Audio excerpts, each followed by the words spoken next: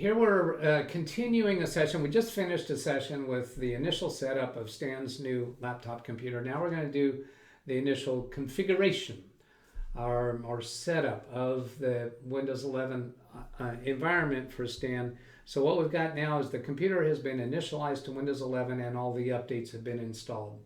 And the only other thing that we did is that we changed the power settings so that the screen won't turn off after a few minutes. So this we configured it so that when it's plugged into AC power, the screen stays on all the time and it never goes into standby mode.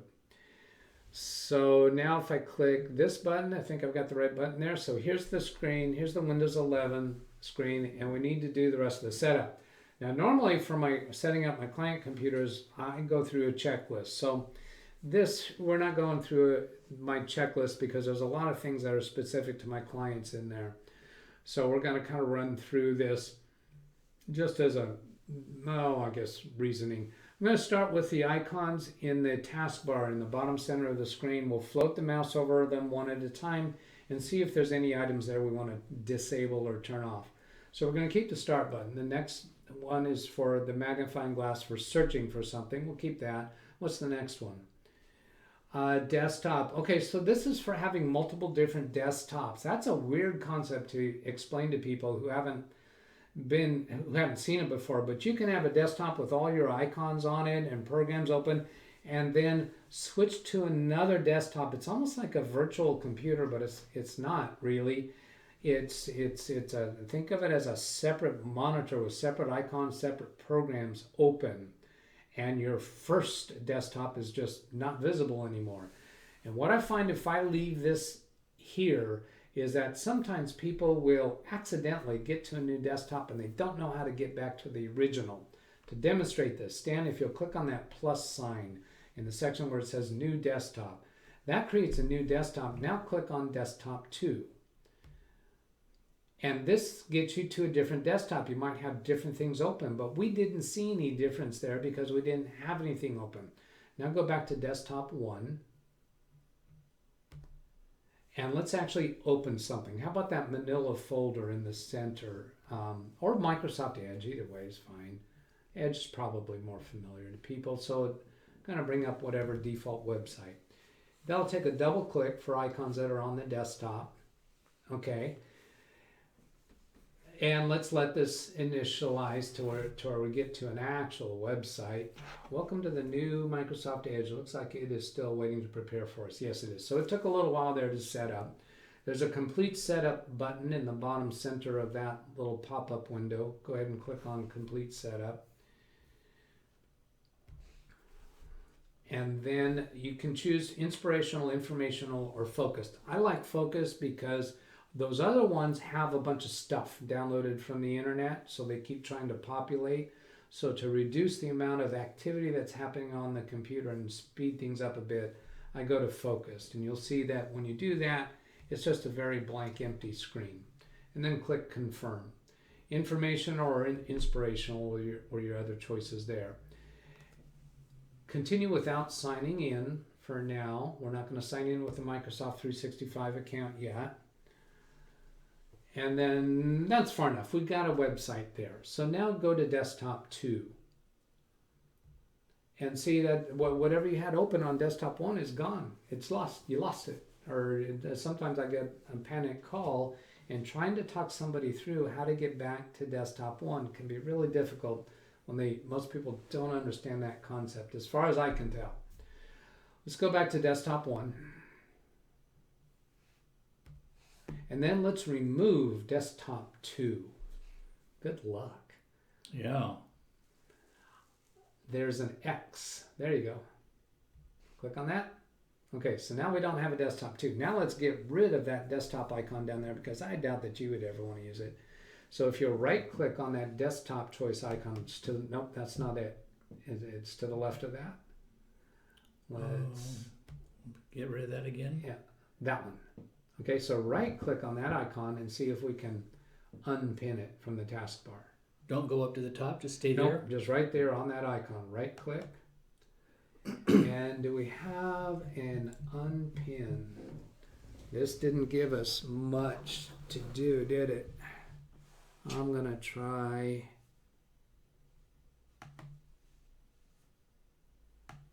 That just went back to Edge.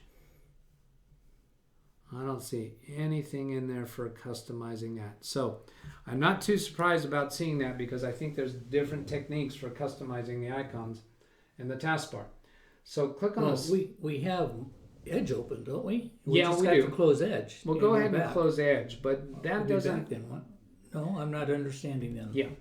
What I want to do is get that desktop icon off of your taskbar so that you don't down here accidentally in the bottom? Use it. Yeah. This thing, that one there. That's what I'm trying to find. How do we do?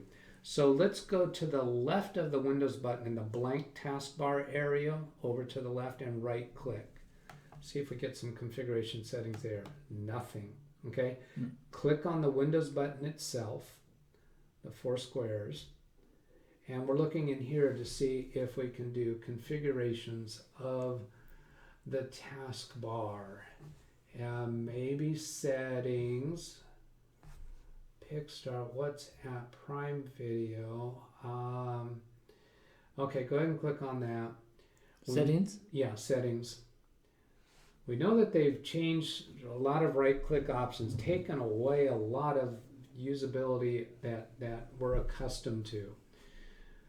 It could be personalization. That kind of makes sense. Display sound notification, focus assist, storage nearby, multitasking. Can you scroll down? Is there more stuff below there? Activation, troubleshoot, recovery. It changed on me here. How do I back tab, up? Title bar, System? Windows shake, snap windows. Yeah, go to system. All right. Display right side notifications, power settings, storage. Okay, how about, let's click on the magnifying glass at the bottom and start typing, let's say, customize taskbar.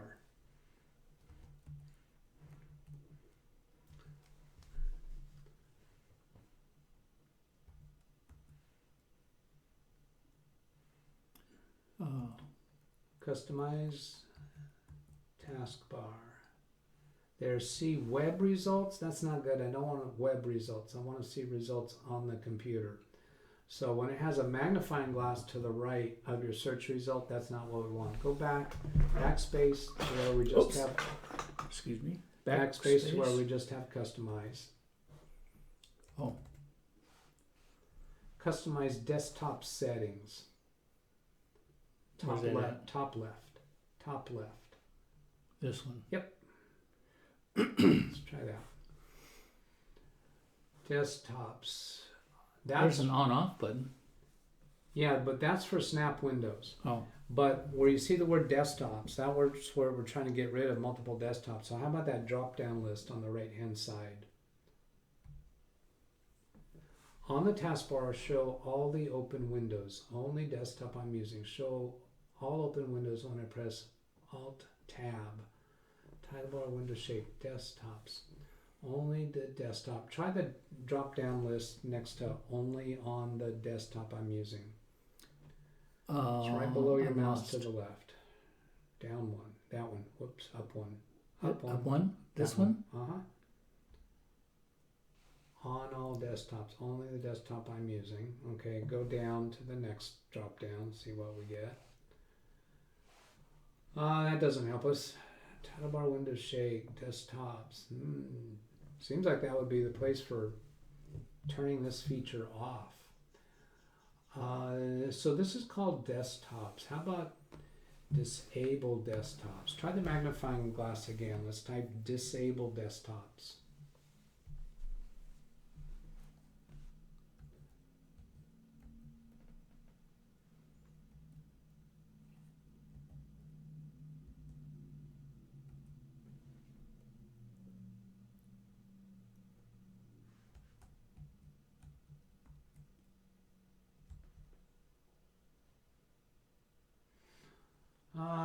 So when we've got disabled desk, the right hand side, it's disabled answer desk. Finish typing the word desktop on your search. And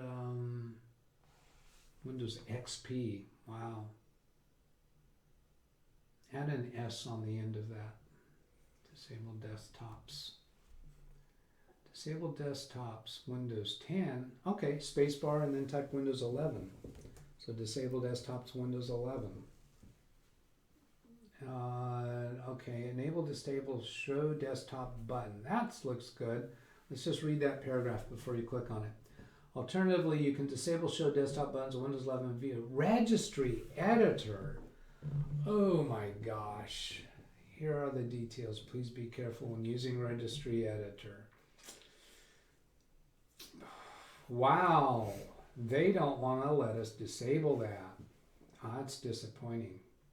All right, let's move on. We'll leave that for now and move on to other things. Close that entire window that you have open, and let's see what else is on the taskbar. What's that one? Float, and then widgets. And then the next one is chat. The next one, File Explorer. That I typically like to keep because people want to go look at explore the files or find files. But the previous two, those two, they don't need to be there at all. The chat and the one before it. What was that? Chat, and then what's the next one? Whoop. Widgets. Yeah. Widgets. Go ahead and open that to show what widgets are. Sign in. Okay, we're not signed in yet, so we're not seeing any widgets. Okay, continuing on the taskbar. What's after File Explorer? Oh. Yeah, we don't need to chat. That's Microsoft Edge, and then the next one is Oh, what? I'm sorry. Which one was Edge? This one? Yeah, and then the next one's probably the store, yeah. And the next is Dell. We don't need that either. How about right-click on Dell? Can we unpin it? Will they let us do that? Single right-click? Single right-click did nothing. Oh. That was probably a left-click. Well, that was on the right side. It was on the right side? Yeah, but it was a second click. Yeah. Nothing there about how to take it off. All right, let's close that window. And then the next one is McAfee, I'm sure. Don't click it. All right, so that's just a look-see of what's on the taskbar. I'm very unhappy with the way that went because they've taken features away from us, capabilities of customizing things. The notification area on the bottom right of the taskbar next to the time, you see that arrow pointed up to the left of all those little icons? Move to the left, move to there. That one, click on that. That shows the hidden icons. And many people, including myself, like to see all the icons that are active right now. So we like to unhide those so they all display. So the way that we would do that with Windows 10 is to right click in that notification area. So try your right click. Where I am now? Yep. Try it again. No, move it a little bit to the left to the blank area and try right click there. Thursday. Try right click again. We still don't get it. So I'm going to have to do some research on this stuff because I'm unhappy with all of this customization capability. So let's move on to the other things for setup. We already did the initialization of Edge because we just opened it to have a look at it, but Stan wants Google Chrome. So that's going to have to be the same as it's always been, or it's been for a long time. Go ahead and open Microsoft Edge. You can either do it from the taskbar or from the desktop. It's a single click from the taskbar, or a double click from the desktop. And then, if you type Google Chrome in the address bar, Google space Chrome, and then press Enter, and that should offer us opportunities to do download. There's no need. Oh, now look at this. The first search result, because this is Bing giving us search results. That's Microsoft's search engine. Very top search result is saying there's no need to download a new web browser. Try Microsoft Edge. They want very much for you to stay with Microsoft Edge. The second search result is Google Chrome. So let's go ahead and click on Google Chrome, download Chrome today. That'll work. And then click on now wait a minute, there's a check mark there. Let's consider that. Well, watch out for these check marks, because you might want to remove these check marks. Help make Google Chrome better by automatically sending usage statistics and crash reports to Google.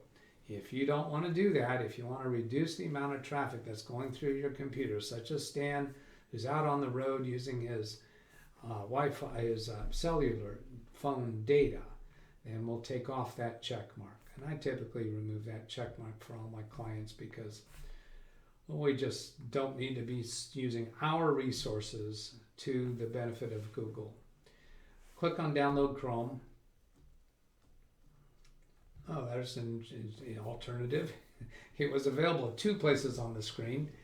And there's that checkbox again. Click on Accept and Install. We'll leave the box unselected.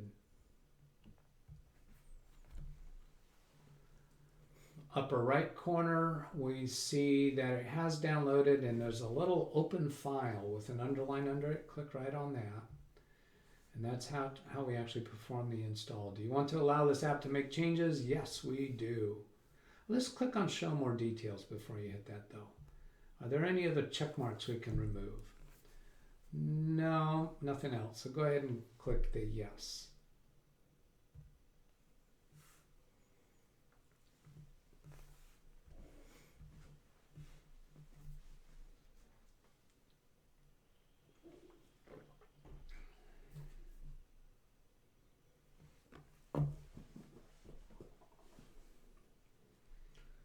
Make Chrome your own. There's a link under that button though that says already a Chrome user. So if you have a Google account, you can sign in. Even if you haven't been using Chrome, if you have a Google account and you sign in, then Google can be storing your bookmarks and your saved passwords in the cloud, which means if your computer crashes and you lose all of that, your hard drive goes bad, all of your bookmarks and your saved passwords and other configurations that you've made are saved in the cloud so that you can easily get back to them. I like that. Yes, I don't want to send Google more information than what is beneficial to me, but the stuff that's beneficial to me, I like. If you have a YouTube account, then you have a Google account. If you have a Gmail account, then you have a Google account. They're all the same, one and the same. Stan does have a Google account, so you can click Sign In. And now let's see, what I'm going to do here, let's go push this button, and you can go ahead and put in your email address. Actually, I think this one's even better. Yeah, go ahead, keep going. Okay. All right, so there we've got, well, let's see, that gives your email address, and I was trying to conceal that. Yeah, I know you're not concerned about displaying your email address on YouTube, but just for me being better practiced at this. So click Next. And that should be asking for your password. And that still shows your email address. You know, we're going to be through so much here. I'm just going to go ahead and show your email address. Yeah, no problem. All right. Put in your password. And everybody's going to know that your password consists of 8 dots. Or whatever it is. And you won't click the Show Password. Okay.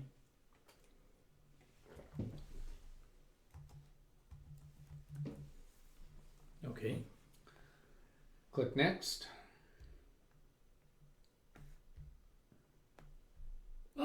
Didn't like it. Try it again.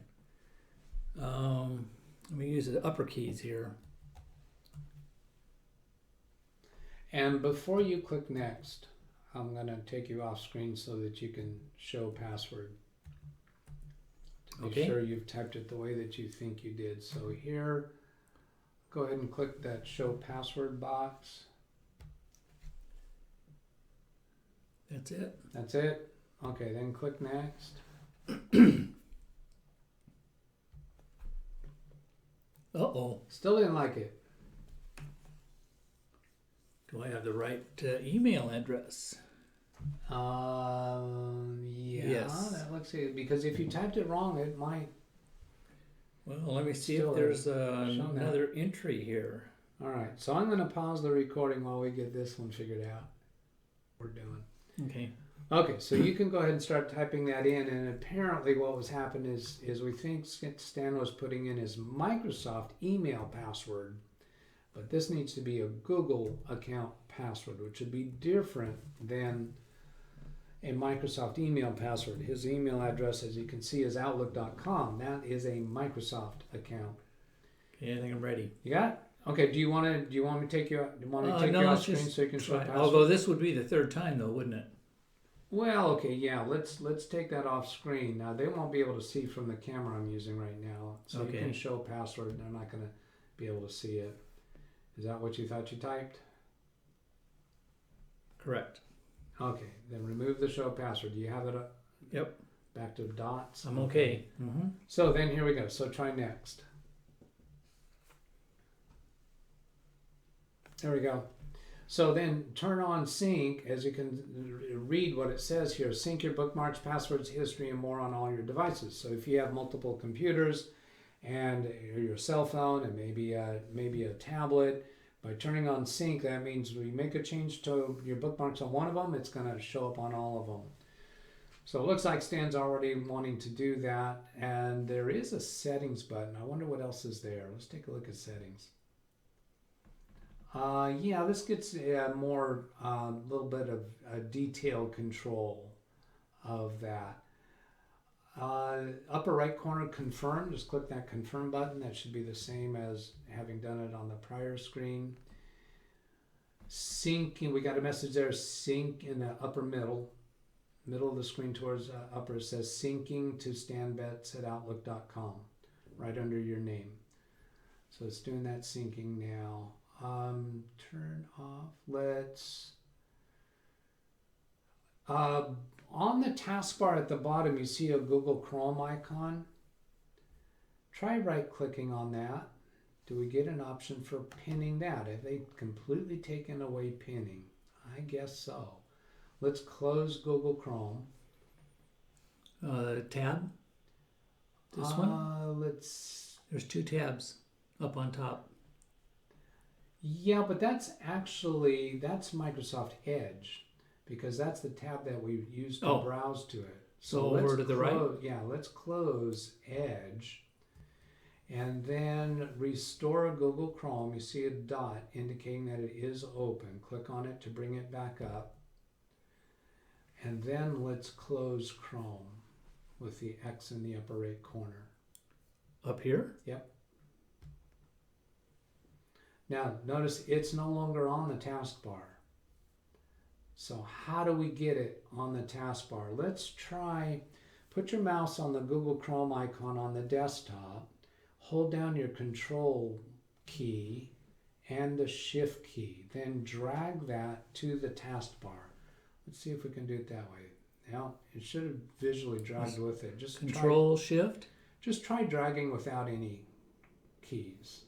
Okay. Hold down your left mouse. Oh boy, yeah. This left is mouse weird. button, hold it, and drag it. It's and drag working. it. It's Okay, working. now go to the taskbar. How do I get? There it goes. There it goes. Oh, it disappeared. Yeah. You let go of it too quick. Let's try it again. But keep holding it once you get down there. Oh. Try it again. Yeah. Yeah. This trackpad is difficult to hold the button down and drag because you're actually dragging while you're pressing down. Now, I thought I let go right. It disappeared, didn't it?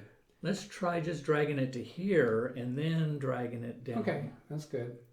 But it gets a circle with a line through it, which means it's not allowed. It's not letting you go down, is it? Now try pressing holding down the Control key while you still have the mouse down. Does that? Nope, doesn't do anything. Or Shift or Alt? Alt? Nope. Or just Alt? Nope. All of those techniques are gone. All right, let go and put it back up where it... How about if I do a right click? Nope. Yeah. How about just right click on the icon? We get nothing.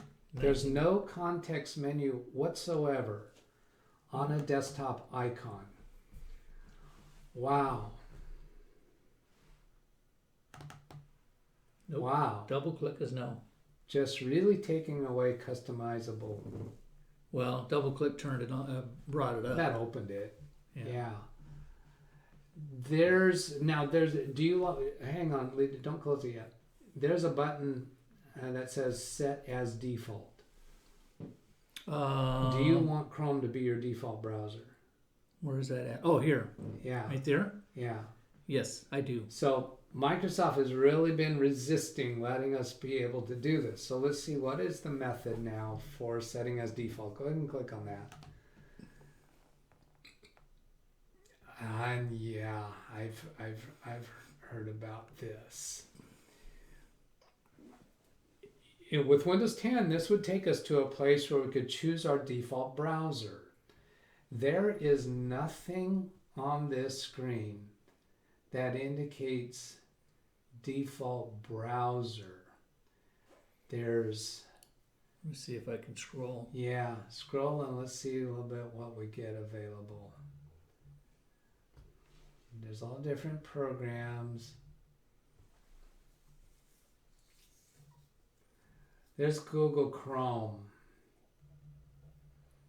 So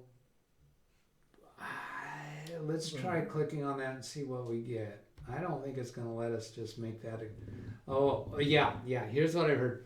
Is you have to change from Edge to Chrome for all of these different file extensions, which gives Microsoft the capability of saying, no, we allow you to change your default browser. You can do that.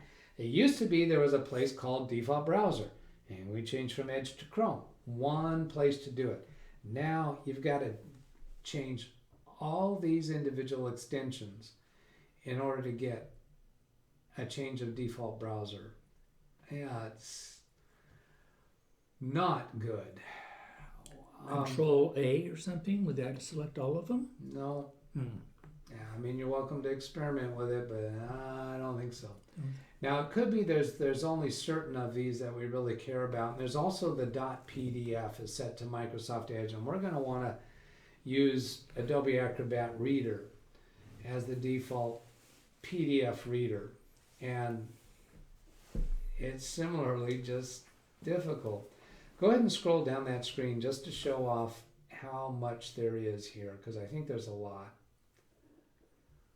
All of these file extensions are set to Microsoft Edge. Oh, so these aren't set for news. Okay, so it ended where? What's the last one that said Edge? It's HTTPS. Ugh. Yeah, okay, let's close this window.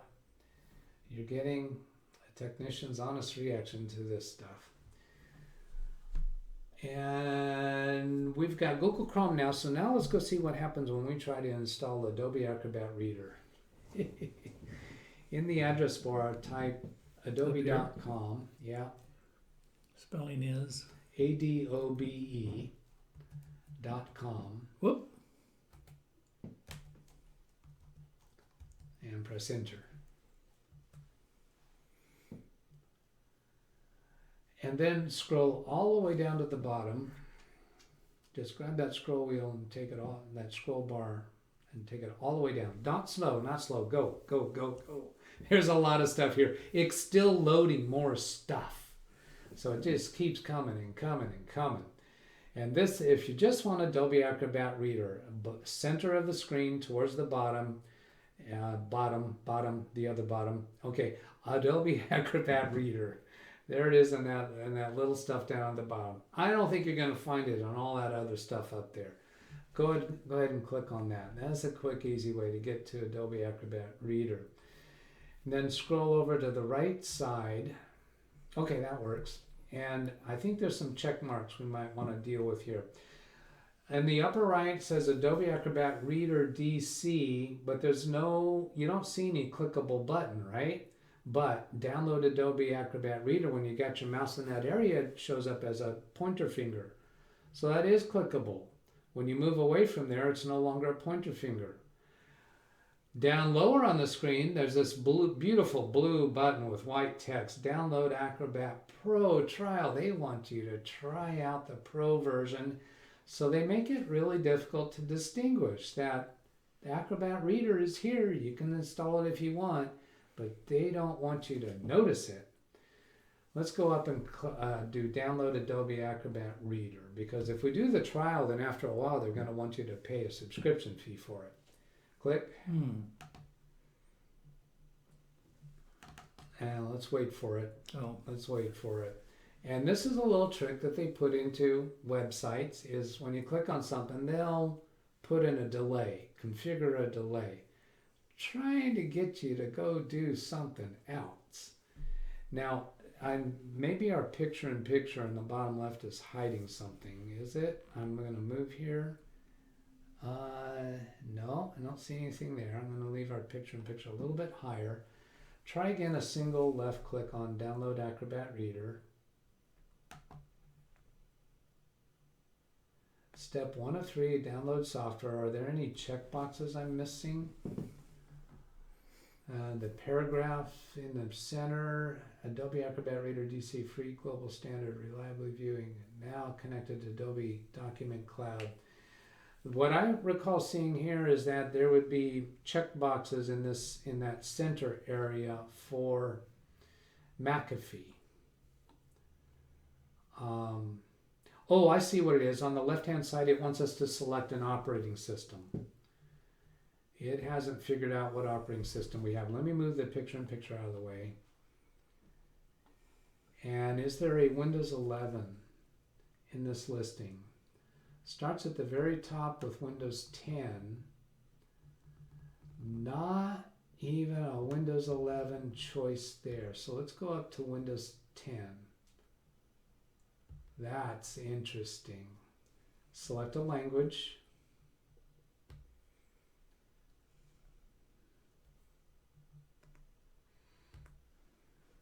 And then select a version. Let me move the picture-in-picture. And it's Reader DC for Document Cloud, English for Windows. So the difference between those two is one is 64-bit and the other is 32-bit. There have been time periods when we were advised to use the 32-bit, and since they're showing the 64-bit in parentheses, I'm deducing that that's implying we should not go for the one in parentheses. And what happens is some other applications sometimes don't work well with the 64-bit versions. So let's take the non-64-bit version, and I haven't researched this point for Windows 11. Now we have a blue button in the upper right corner, and we have some check marks. So that's what was happening different here than what I'm used to. We had to select the operating system first, and I have seen that before. It's just weird. I don't always see that. I don't know how that distinction happens. So there's the first check mark is going to install free McAfee Security Scan Plus, which will remove that check mark, and remove the McAfee Safe Connect, and remove the Acrobat Chrome extension. Acrobat Chrome extension means that your PDF files are actually going to open in Chrome, but using the Adobe Acrobat Reader extension within Chrome. My personal preference, and I think most people would rather just have it open in Adobe Acrobat Reader. Then click in the upper right corner, download Acrobat Reader. So I'm going to eat my words a little bit about why that button wasn't in blue earlier, although the reason for that was not obvious.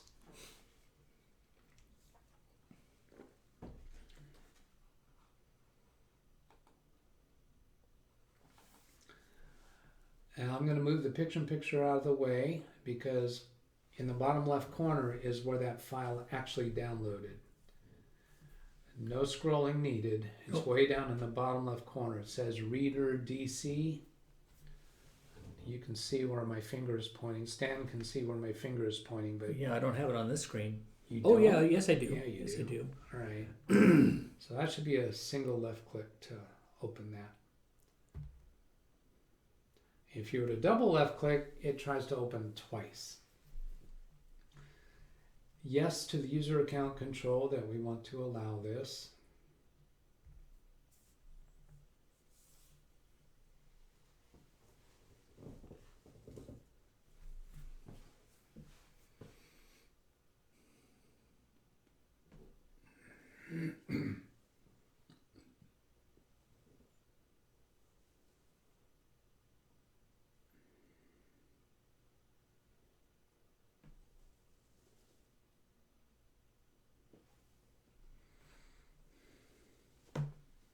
I'm going to turn off the picture-in-picture. You can scrub forward to see when we come back on, because this might take a little while.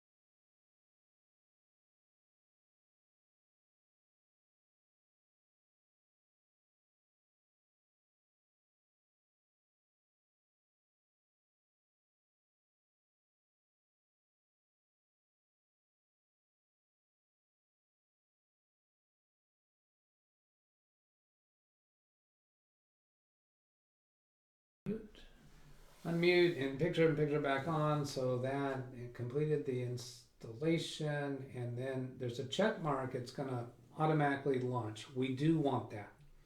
So we're going to leave that check mark on and click finish.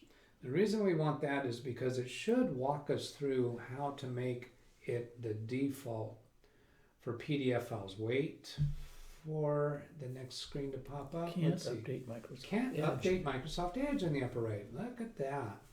Now we started this from Chrome, Yes. not Edge. Right. So this is Edge has popped up as the application in focus. And in the upper right corner, can't update Microsoft Edge. Microsoft Edge couldn't update to the latest version, so you're missing out on new features and security fix. Oh, Stan, I'm sorry. Oh. You're missing out. Oh. Reinstall Microsoft Edge button. That's intriguing. I don't want to do it now because we're in the midst of another install. So can you click the X in the upper right corner to close Edge? Yeah, close that message and then close Edge. There you go.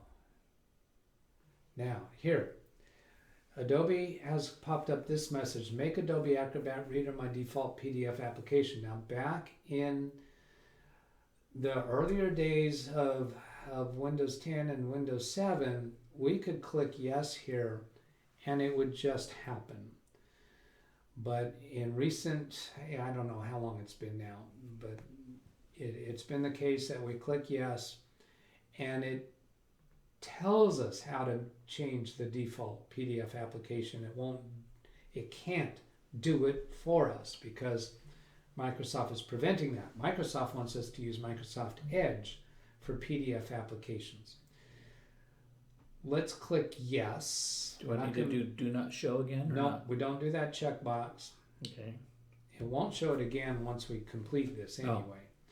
So set reader as default. What it's doing is it's telling us step by step here what to do. There's step number 1 and step number 2. So step number 1 is to click change. But where do we do that yet? Hang on. Step number 2 is to select Adobe Acrobat Reader DC. So to get to step number 1, we have to click the continue button. Ready? Yep. Now there is change, and it's popped up this little blue message trying to show us where to click. It cannot do this for us. It used to be able to do this for us. So click the change button that blue call out is pointing to. This one here? Yeah. And then do we get it to, it doesn't, it's not able to give us another arrow. We're expected to remember what we were supposed to do as step number 2, which is to click on Adobe Acrobat Reader. It's about the center of the screen. Yep. Single left click on that, and then click the OK button. And that makes Adobe Acrobat Reader what it opens with. You can see there in the middle of the screen it says opens with Adobe Acrobat Reader. And above that, the type of file. Look at this. They're not even willing to call it a PDF document anymore. They call it a Microsoft Edge PDF document. Use your mouse and point to that part right there. Which one? Microsoft Edge PDF document, where it says type of file, Microsoft Edge PDF document. It is not, PDF files are not created by Microsoft Edge. How is a PDF document now called a file type of Microsoft Edge PDF? That's just not true. Ay caramba. All right, then click OK for that window. And then we can use the X in the upper right corner to close this instruction window. And then let's continue button. Yeah, go ahead and click on that. Where does that take us to? So this is the Adobe Acrobat Reader program, which you're probably never going to look at. You'll just open PDF files and they'll automatically open into Adobe Acrobat Reader DC now that we've completed this. Close Adobe Acrobat Reader with the X in the upper right corner. And this gets us back to Google Chrome. Click in the address bar at the top so it highlights that whole website address. And then type VLC media player. You can click on the one that the search result, the search suggestion that says VLC media player. This is a common media player that I install on computers when I set them up for clients, and it plays other media types, the wide variety of media types. One of those search results says VLC for Windows. That would be a good one to click on. That one there? Yep. And then to the right, there's a yellow button, but we got to be careful. When you go to a website and you see a download button, that's not always the download button for the product that you want. You got to be careful that this download button is not inside an advertisement. And it looks like this one is not inside an advertisement. So that is indeed the correct button. But there's a drop-down list on the right side of that button. What is that? Some different sites that you can download from, or different types of downloads. And what I would like is either the MSI package or the installer 64-bit. Let's take that one, the installer for 64-bit version. And I got to tell you, I haven't explored with these different ones, and I'm not... Ready? Yeah, go ahead. So I'm not going to describe the differences between them. Are there any checkboxes? We got to be careful about that. And we got to be... See, there's one of those download buttons. Don't click that. Don't click that download button. That's an advertisement. We know that because the upper right corner of that square has the Add Choices button and the X to close that advertisement. Then that other advertisement to the right of that, the dark blue one, that's also an advertisement. But we're on this download screen. Now let me move the picture-in-picture out of the way. And has it already downloaded in the bottom left corner of your screen? 3.0.16.164.exe. Yeah, what does that start with? The first three letters of that? VIC? VLC. OL? Okay, Yeah, VLC. That's what we were trying to get, is a VLC video player. So go ahead and single click on that file name, and that should launch the installation of it. Answer yes.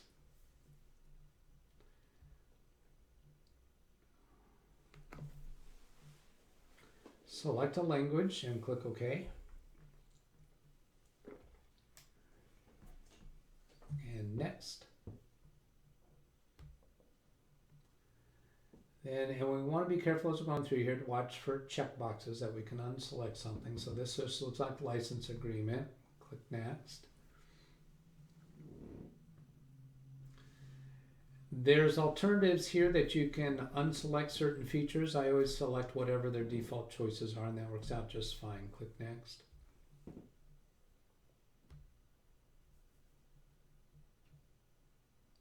Is it not? Okay, there it goes.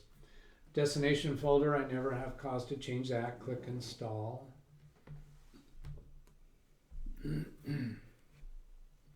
I'll turn off the picture-in-picture and we'll come back after that is done. Oops, no, too quick. There's a check mark for run VLC. I do want to do that, so click finish. We'll leave that check mark in place. And then here, hang on a second, allow metadata network access. So this means any video that you're playing, your computer is going to try to find through the internet some kind of extra information about that video. I don't like the computer doing that extra work in the background, so my routine is to remove that check mark. Then the next one is regularly check for VLC updates. I don't want it to do that regularly. I want one update for right now, but I don't want it checking for updates every time I try to run a video. So I remove that check mark here and then click continue. Now you have to ask, is it doing an update now? Is this the most current version when it did that installation? It might not be, because the installation file that they have on their website, there may have been updates subsequent to that. It's not safe to assume that if you download an installation file for any particular program, that it is always the latest and greatest, most current. So the VLC media player is open right now. It's just sitting idle waiting for us to do something. So what I want to do is do a check for updates. And it's probably on the Tools menu, might be the Help menu. Looking for check for updates. I don't see it there. Let's try the Help menu. Check for updates. There we go. You have the latest version. So let's close that and then close the VLC media player. Somehow it is able to set the default for all different types of media files so that VLC media player plays them. What is next? Not sure offhand, so I'm going to pause the video and see if I got something else to do. I'm going to go look at my checklist that I use for my clients. So with looking at my checklist, the way I set up a computer for clients, I made a little checklist for us to finish for Stan's computer. Consists of Microsoft 365, uninstalling bloatware from the manufacturer, checking on BIOS update, running Dell updates, enable system restore, at least check on the status of system restore, and storage sense, install Zoom, install DougBetts remote so that I can remotely connect to his computer to help when needed, and then transfer data files from the old computer. So that's what I've got remaining on our checklist. So first thing there is Microsoft 365. I'm expecting this computer probably came with some version of the Microsoft 365 apps pre-installed at some level. So we're going to explore with that. Click on the Windows icon down in the taskbar, and then just type Word. Oh, there's actually Word on the screen right there. Just go ahead and click on it.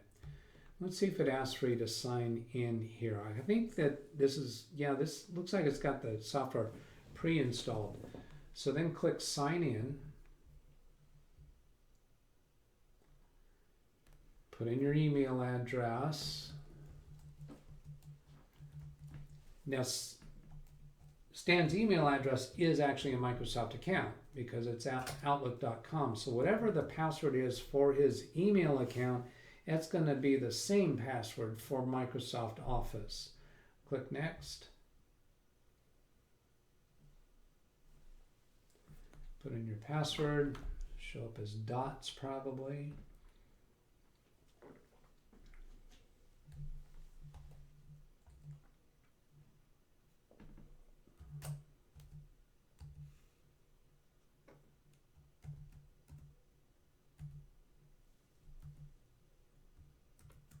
Okay. Now, hang on, don't click yet. I'm going to switch to a far away camera angle and just go ahead and click on that eyeball and be sure you typed it right.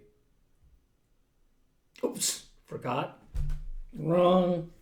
Wrong password? How do I back? I clicked the wrong. I clicked the wrong button. Oh, Let's right. cancel that.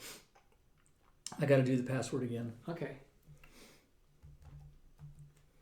I was not paying attention.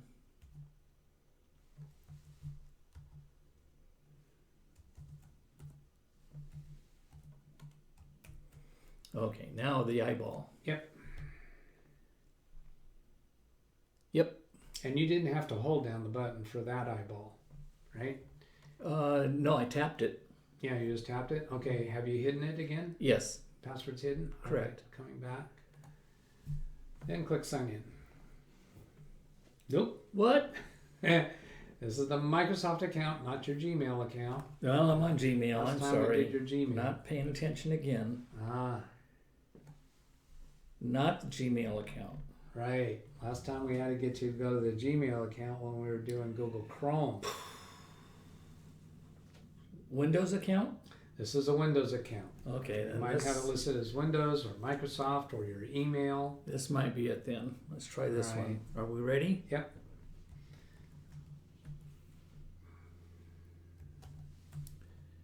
And let me eyeball it. Okay.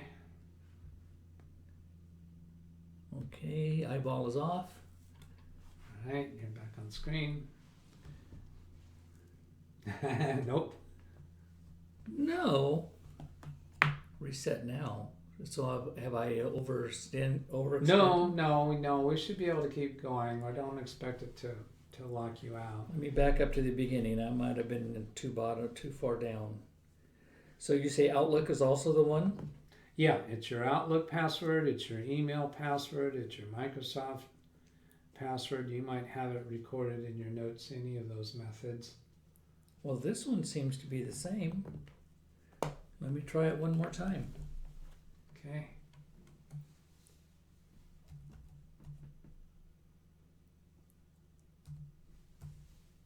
Oh, no, it's different. Whoops, I didn't type it right.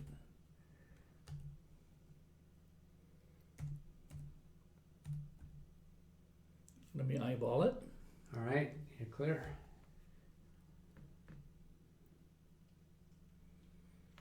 Okay. Got it? Eyeball is off. All right. Let's give it a shot. Cross the fingers. All bets are off. Use this account everywhere on your device. We'll remember your account, make it easier to sign in to apps. Now, here's another place where you got a really obvious blue next button, but that's not your only choice here. If you don't want to do this choice where use this account everywhere on your device, if you don't want that, you can click that link on the left-hand side that says Microsoft Apps Only. I like to allow it the way their default is. I usually don't choose Microsoft Apps Only. If you go next, and I haven't tested the difference for this, but I think what it's going to do is that's automatically going to include this account for Microsoft Edge, for the Edge browser, because we did not sign into the Edge browser yet.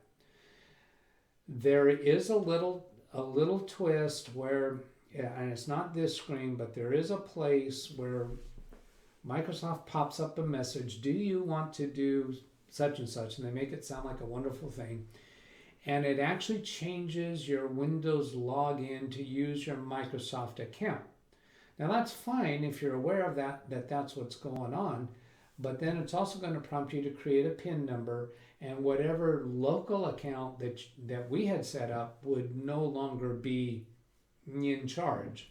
You would have to realize that your computer is signing on now with your Microsoft account. So if we just click the next button, I don't believe that's going to change this to actually log in with the Microsoft account. You know what, before we do that, let's test this. Click on the Start button and see there where it says Stan, bottom left corner of that window?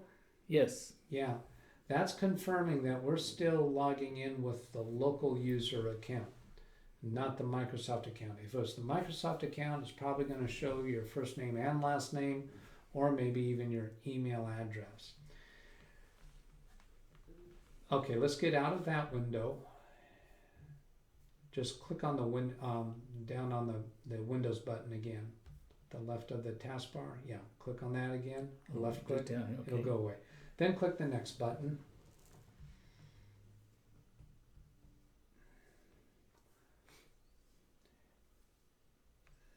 Then in the, let's get started with Microsoft 365.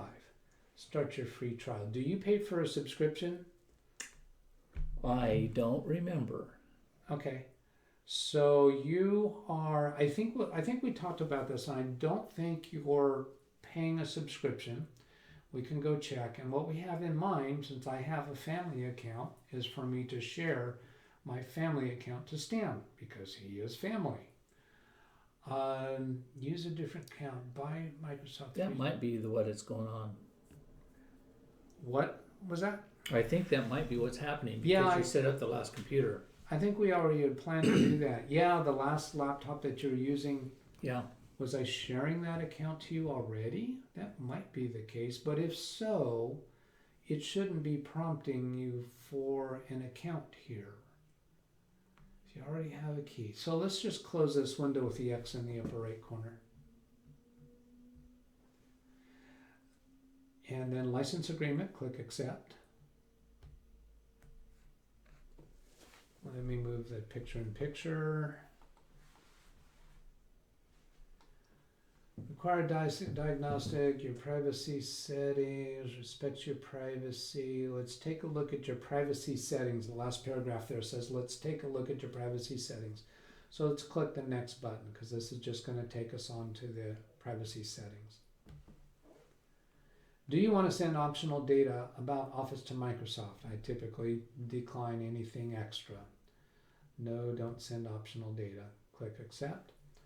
Some data is still sent, like if your computer crashes, Microsoft Word crashes, that type of stuff's going to get sent to Microsoft. And we want that to happen. Click done. Top right area of the screen where it says Stanley Betts, that's indicating that's looking to me like you are licensed. You are signed on. And it looks to me like your license is valid. Let's take another look. On the bottom left corner, click on Account. This is going to show us information about your Microsoft Office account. Activation required. So it's not activated. I can't point with my mouse to that. Right over here. So you can see where I'm pointing with my finger, and you can point there with the mouse. So activation required. I think if we click activation now, it's going to take you to a screen to subscribe, which we're not going to do. Go ahead and click activate product, because the other possibility is if my family is already shared to you, it may just activate. So what click where? Activate product. Okay. That button right there. There we go. Let's get started with Microsoft. So you can start a free trial or buy Microsoft 365. We're not going to do either. So let's click the X to close this. We'll come and do that on a different video. Let's close Microsoft. Now it tells us, before you do that, point your mouse to this area here so the audience can see. On Tuesday, on Tuesday, November 30th. In fact, if you drag your mouse across that, it might highlight it to make it more visible to the audience. No, it doesn't. Okay, on Tuesday, November 30th, most features of Word will be disabled. So right now you're in essentially a trial mode. So it will function through November 30th. Now let's exit from Microsoft Word. Close this window. Looking at my checklist, bloatware. Let's go see what Dell has put on this computer for bloatware. To get to that, we want to get to apps and features window. Okay, I'm sorry, I wasn't paying attention. Where? Down to. Click on the start button. Okay. And then let's see where we have this now. I think that's going to be in settings. And again, this is something that I typically just click the start button and type something. In this case, I would actually do Windows key R appwiz.cpl, and that'll get me right into the place that I want to be. But since I'm trying to tailor this more to people being able to do this on their own. On the left-hand panel, there's apps. Click on that. And in the middle of the screen at the top says apps and features. Click on that. Higher, apps and features. This is showing applications. We can scroll down and we can see things that are installed here as apps. It says there's 68 of them, and we can choose to uninstall items that we want to uninstall. And it just occurred to me before uninstalling bloatware, we want to do Dell updates. I'm going to change the order of my checklist here for that. Yeah. But there's another place where we do this, because this is probably just showing apps. Scroll all the way down to the bottom and see if we get a link to get into the other screen. No, we don't. Go back up to the top. The screen that I'm thinking of is called Settings and Features, I believe, or Programs and Features. I think it would be next to that line that says More Settings. Yeah, there's a drop down to the right of that. App Execution, Archive Apps. No, not what I want. Let's try it this way. On your keyboard, press the Windows key and the letter R. Now let me move picture in picture out of the way.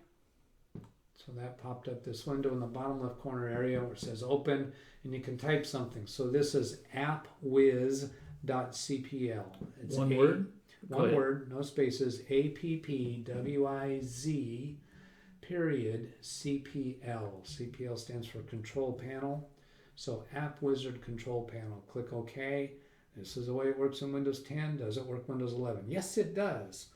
So this will oftentimes have programs that you can uninstall that don't show up on that apps screen that we were looking at a moment ago. So there we see some Dell items. We see a McAfee security. We're going to want to uninstall that. Scroll down that list. Here. And there's That's some, the end. Yeah, there's some Microsoft stuff. We'll leave that in place. And Smart by Web Advisor. So Web Advisor by McAfee and McAfee Security, the only two here that I see I want to uninstall. Now let's check and see if those are in that list of apps, or do we have to come in here to get to that? So the way we'll do that is just click out here on the right hand side. Stan sees where I'm pointing, but people on the video don't. And then scroll down and let's see if McAfee stuff is in this list. The top one. The top what? Yeah, right here. Where? Do you see McAfee there? Oh, no, That's never Adobe. mind. Yeah. These are in alphabetical order. Oh, okay. So is McAfee in here? There's McAfee Security and McAfee Personal Security. 2 items there. So we'll uninstall both of those from here and see if there's anything remaining in that app wizard. There's a 3-dot menu. I call it a kebab menu out on the right hand side of that entry. Let's left click on the 3 dots. There should be an item for uninstall. Yep, choose that. And then click uninstall again. Yes. But it defaults to no. Yeah, because they don't want you to do this. And then there's 2 check boxes. We do want to put check marks there because that means what do you want to uninstall? We want to uninstall McAfee Security and all of its files. So check mark both of those and click continue. You still have an active subscription. Now this is a little bit hard to see. This is warning us that we still have an active subscription. That's okay, it's just a trial subscription. They want to charge you after that time's over. I don't want my clients to get hassled with a pop-up message later trying to get them to buy something, particularly something that I think causes more harm than help. You're about to remove McAfee software, but you still have an active subscription. By removing your software, you'll no longer be covered by our protection. If you're sure, go ahead and remove the software. Remember, you can reinstall anytime. But my question is, how do we do that? I don't see anything. Oh, I got to put my head down a little bit. Move your mouse away from that continue button. Yeah, it's more visible. Yeah, I couldn't see it when you had your mouse on the button because it kind of goes. Yeah, it goes different. All right, so go ahead and click continue.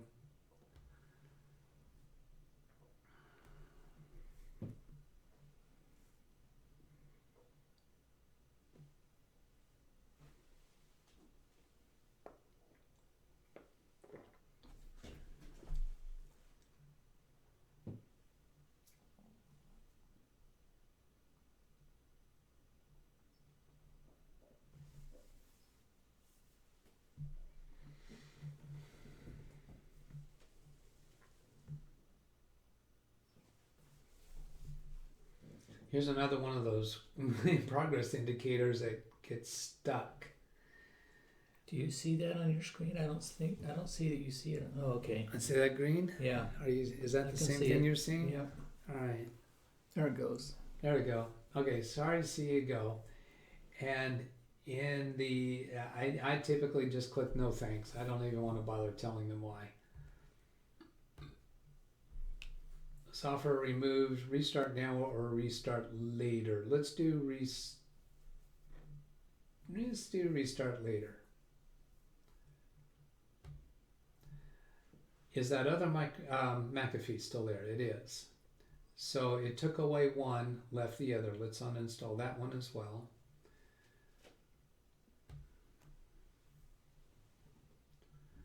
And click uninstall. So that one just disappeared. On the taskbar at the bottom, that apps and features window is still open, or the app whiz, app wizard, I guess. And you can just click on that down in the bottom right of the taskbar, not that far right. That this little one? dot, I think it's programs and features. Yes, it's that one. Programs and features is the old style. Now, McAfee looks like it's still there, but we need to refresh this screen. I'm going to point on my screen so Stan knows where to click.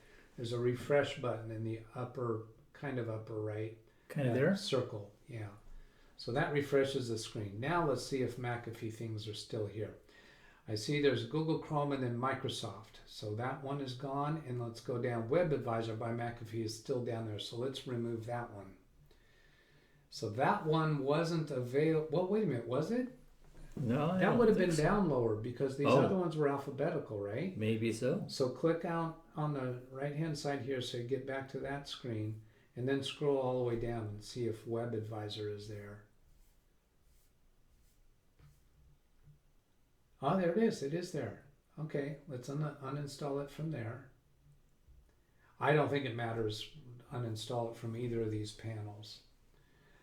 And it used to be the case, and may still be the case, that there are some programs that will show up on one of those panels and not the other, and that could work either way.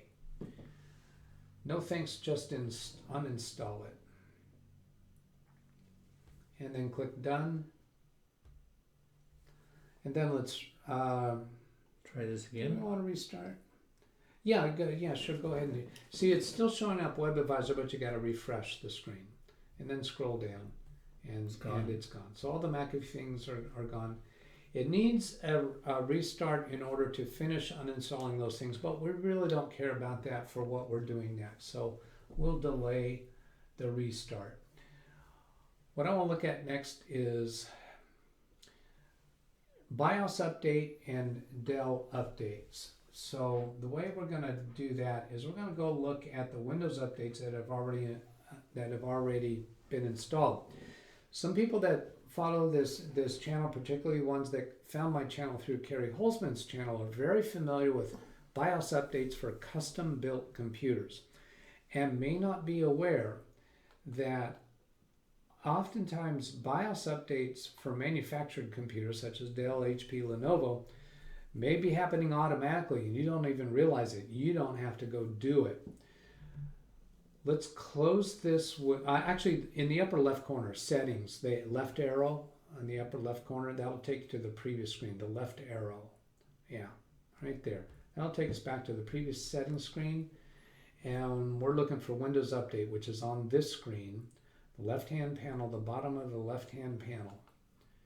Says Windows Update. Go into Windows Update.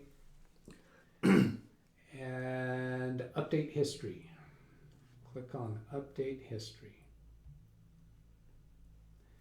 I want to look through here and see if there's anything about BIOS updates. So we have about 6 or 7 items that are in the section called Quality Updates. It's not going to be in there. Go down to that Driver Updates and expand that section. This one? Yep. Just single left click there, should expand that section, and then scroll down. There it is, Dell Inc. firmware. That most likely was a BIOS update. It's already been installed. Then there's an Intel Corporation extension. Now let's go look at other updates. Expand the other updates section. There's only one in there, and that's a malicious software removal tool. Now that one that said Dell Inc. firmware didn't say BIOS update, but that's what BIOS is. It is firmware. If you point your mouse to where it says Dell Inc. firmware, do you get any response with a click up higher? Dell Inc. firmware. I don't click it? Yeah, I don't think it's going to give us any detail. No. No. Okay. Let's close this window. We want to go into the Programs menu, click the Windows button. We're looking for the Programs menu. This is something that has also changed from the prior. You would click the Windows button and it would say All Programs. It was easy to get to. And just to remind people what that looked like, let me punch over here to my computer number 2. Let's see. Yeah, the picture-in-picture is kind of messy there, but you could click on the Windows button and then you've got this Programs menu right here. So where do we get to that with Windows 11? Yeah, I said that wrong. It doesn't say All Programs. I'm remembering that from a previous time yet.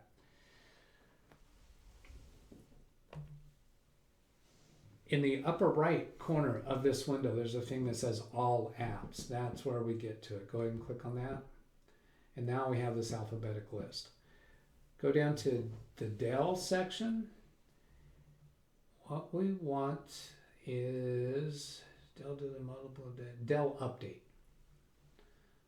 Last of those items. And I think that's been named differently in prior computers that I've looked at.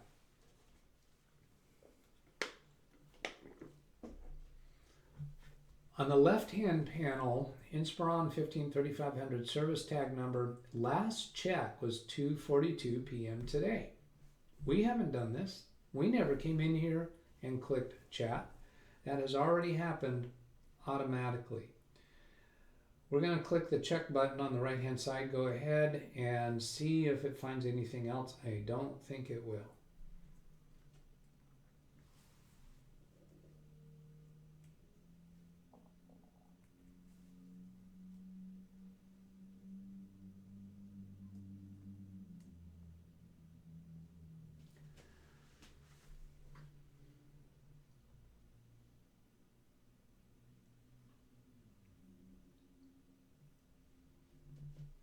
If a BIOS update is issued for this computer by my observations for Dell and HP and Lenovo, major name computer manufacturers, that BIOS update will automatically come with Windows updates, even without this module installed. And it's been my routine to uninstall all of this Dell software. It's been kind of hit and miss. I gotta say, I probably don't always uninstall it. But my impression is the computer runs a little bit cleaner with less pop-up messages happening by uninstalling all that excess stuff. And it's particularly right with my clients because they're never going to call the manufacturer. But for your own computer, the potential that you might want to use an online chat with the manufacturer for a problem you're having, that could happen. So you might want to keep those for that reason.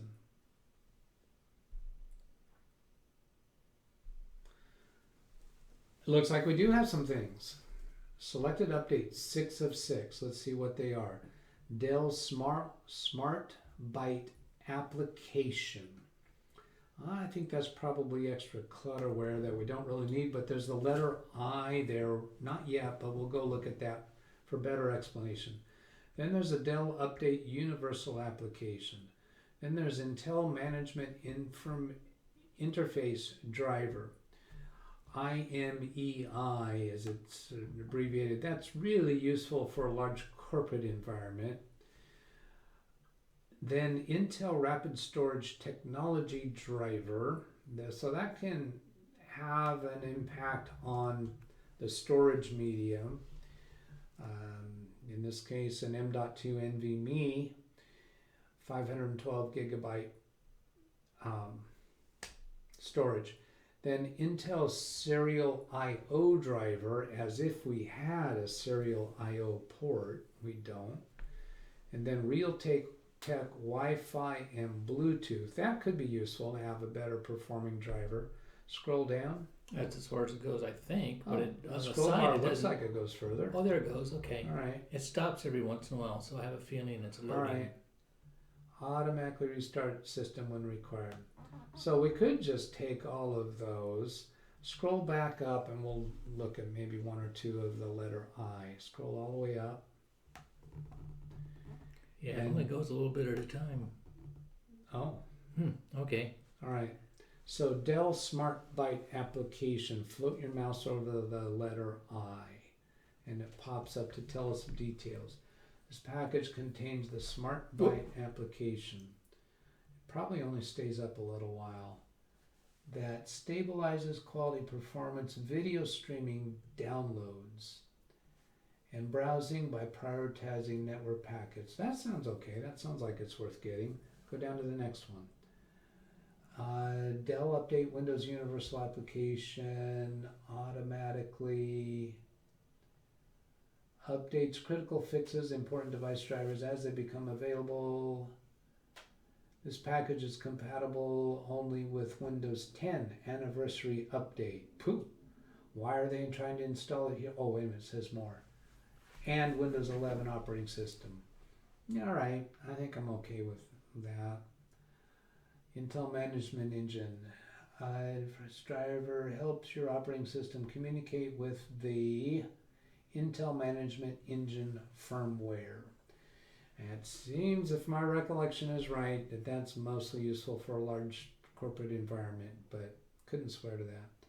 And the next one contains the Intel Rapid Storage. You know what? These just don't sound very much like junkware. They sound like they're kind of about the computer being productive. Let's look at that serial driver. I'm surprised to see serial driver.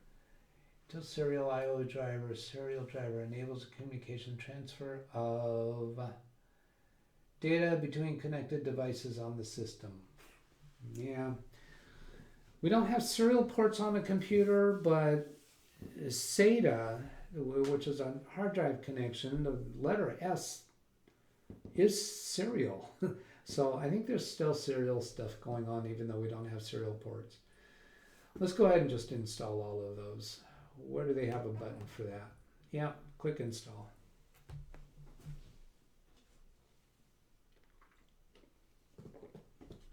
And I'm going to turn off the picture-in-picture until something happens. You can scrub forward if you don't want to watch that graphic.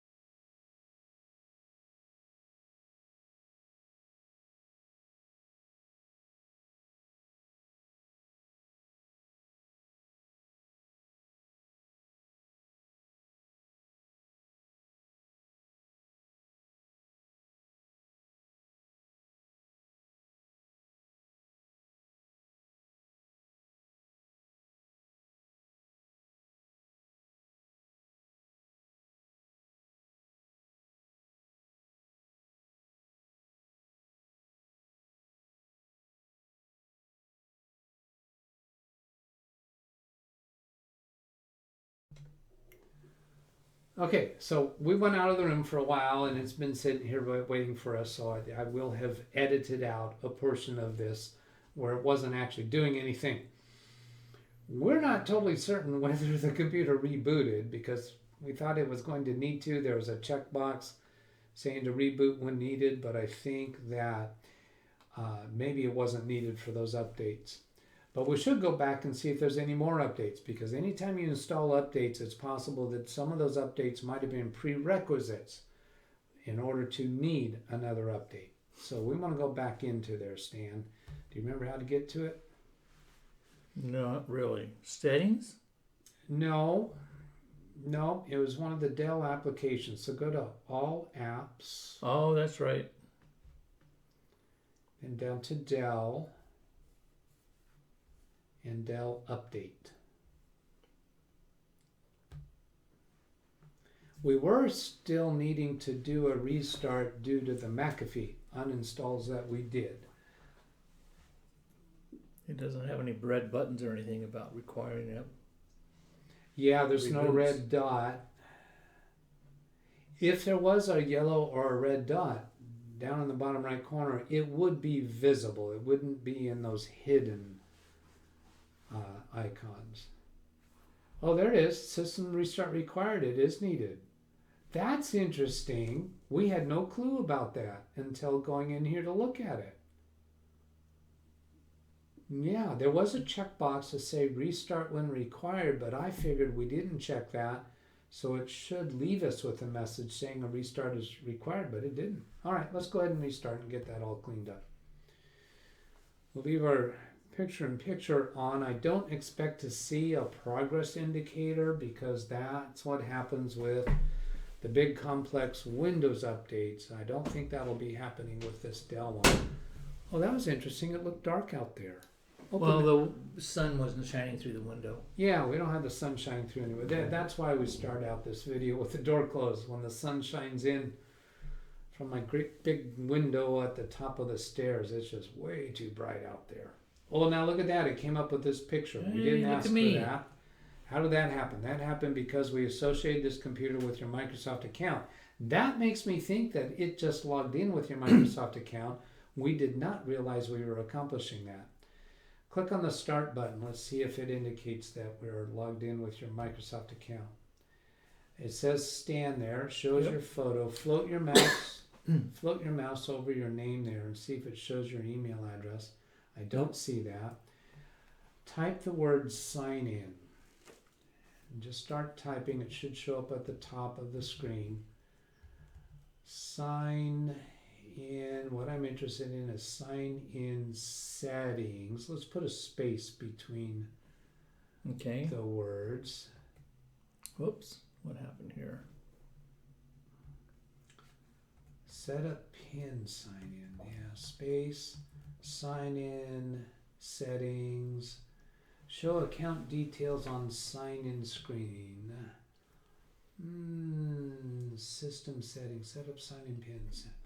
See, I'm trying to see what corresponds to what I'm accustomed to with Windows 10. Let's try the second item on the left. Show account details on sign in screen. Let's click on that, see what we get. The arrow? Either way should have been fine. You should have been able to click on the sentence or the arrow. Show account details on sign-in screen. Resetting local account password. Setting up Windows Hello. Fixing PIN problems. Changing your Microsoft account password. This is looking like we actually signed in with a Microsoft account. How about up here in the upper right of that corner where you see a little person? Just float the mouse. Give feedback. Not that one. Go to the next one. What are those? Microsoft Rewards Balance. No, is the next one something else? That's together. Oh, I think that's a 0 for your rewards balance. Yeah. Go to the 3-dot ellipsis menu, the 3 horizontal dots. Click on that. What do we get there? StanBets at Outlook.com. That's it. We did get signed in with a Microsoft account, I suspect, because we clicked that option to sign in everywhere instead of just this app, and that did configure it for your Microsoft account. So we're no longer logging in with a local account. However, we just rebooted the computer and you did not have to type in your password. Mm-mm. That's curious. Let's try that again. Well, I didn't have to do it with the other computer either. Yeah, but your other computer wasn't logging in with a Microsoft account. With this Oh. logging in with a Microsoft account, I would have expected it to make you put in a password or a PIN, and it did not. So what did you want to try again? Just restart? It's, yeah, let's do restart. We're going to maybe do a couple experiments here. So the power button in the bottom right corner of this window. Yeah, it says restart. Click on restart. And we're going to see if this makes you put in your password, which is going to be your Microsoft password, also known to you as your Outlook password and email password. Ay, caramba. Are we still I don't remember any of those, but Yeah. okay. When I log into the other computer. Are we still in that weird? Yeah, we are in that weird Yeah. thing. Where am I I? couldn't hardly even see the Oh. separation point because it looked like we were kind of overlapping each other. It was still Yeah, working. you can see my. So that just makes Stan look a little bit larger in frame than You if I had were. me in the picture, and that was, and here we are inside. Okay, so then not restarted without a password. Correct. All right, click on the Windows button. Click on the power button in the bottom right corner of this screen, but then not restart. Was that a single left click? Okay. There's no sign out option there. Okay, go to your name in the bottom left corner where it says Stan. Left click. Is there a log out? Sign out. You click on that and it just popped up your name above. Oh, there it is. Sign out. Let's try sign out.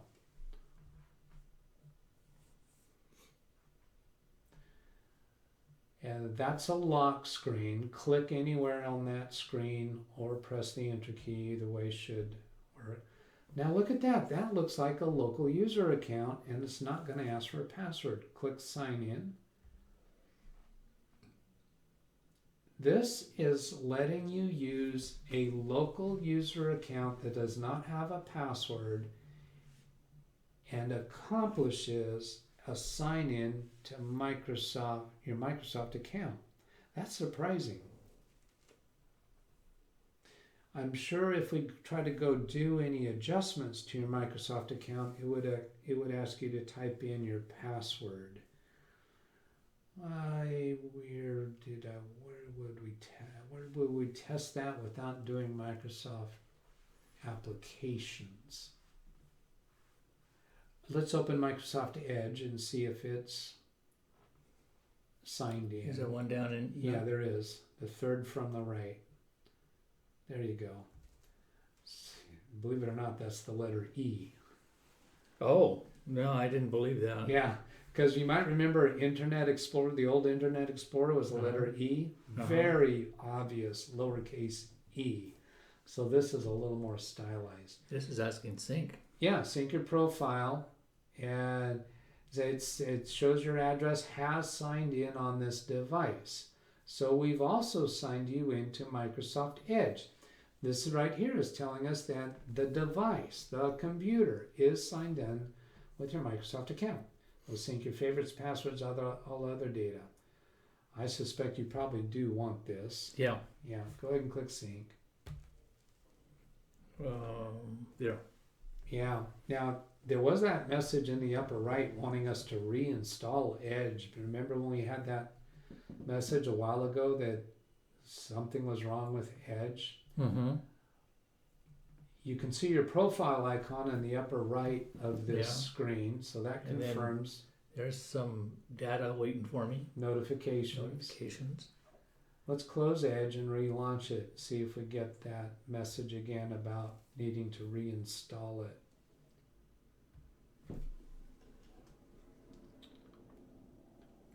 Yes, upper right corner. Can't update Microsoft Edge.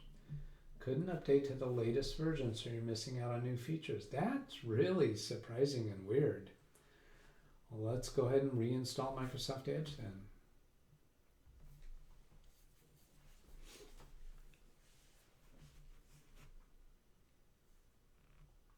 Choose the web browser that puts you first. Download Edge. It's a button for Download Edge. Yeah, click it. Get the browser by Microsoft. Download Edge today. Download for Windows. Also available for those other versions. I think that blue button is fine for you to click on. Up here? Yeah, it should be sensing your Windows 11. I don't think you'd have to. Did it not give us Windows 11 last time? Wasn't it just 10? That was Or was for that something something different? else. That Okay. was for Adobe Acrobat Reader. Okay. Yeah, so it looks like we do have to select that because I don't think that's doing anything. Click on that again.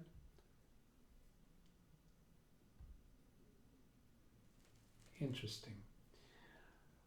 Microsoft Edge license, English US on the bottom left of that window. Bottom right, click on accept and download. Download will begin shortly. It's in the upper right. It doesn't tell us that we have to click on open file, but you do. Do you want to allow this app to make changes to your device? Yes.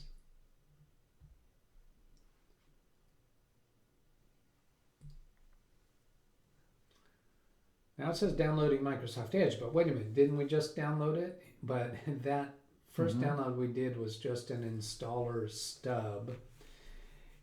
It popped up another message in the upper right corner. It's kind of hiding behind the downloads. Go ahead and click right there where you're looking at that blank white area to the left of that Got It button. Your passwords are more secure. Password Monitor securely checks your saved passwords, notifies if you've been found in any online link. So click Got It. Understood. And then close. That's fine. Did that complete? Don't know. Hello? Knock, knock, knock. Let's close Edge and reopen it and see if we get any other. Oh, here it is. Here it is. This window is Installation hiding. complete. Complete. Click close. All right. Then reopen Microsoft Edge.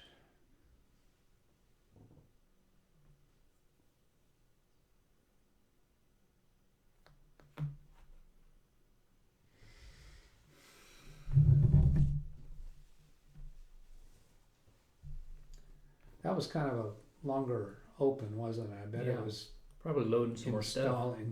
completing its installation. Waiting to see if any message pops up. Let's close that and open it again. See if it's oh, it's still got a wait indicator, that spinning circle. I just finished. Yeah, I just finished. Okay, so let's close it and reopen it.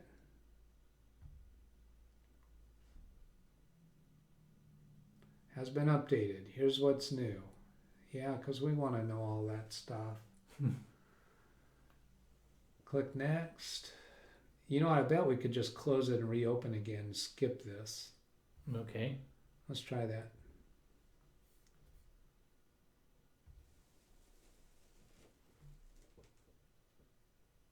Yes.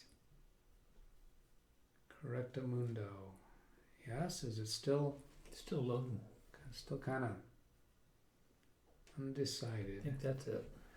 All right, good. So we did finish the Dell updates. We got this update. Bloatware is next on my list. Close this window.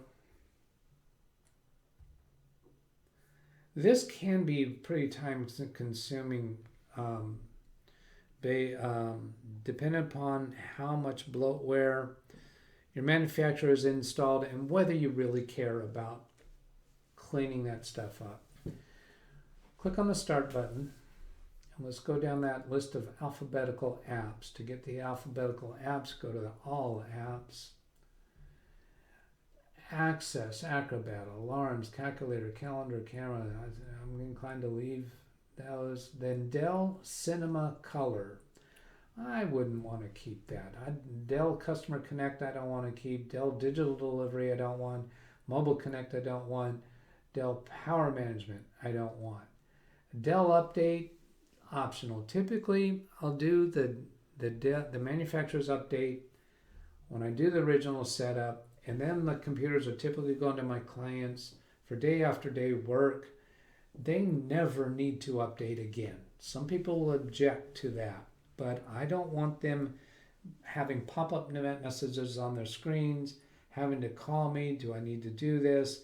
If there's a real critical update coming from a manufacturer, I'll typically hear about it and decide whether it's really needed. Most occasions, no, it's not.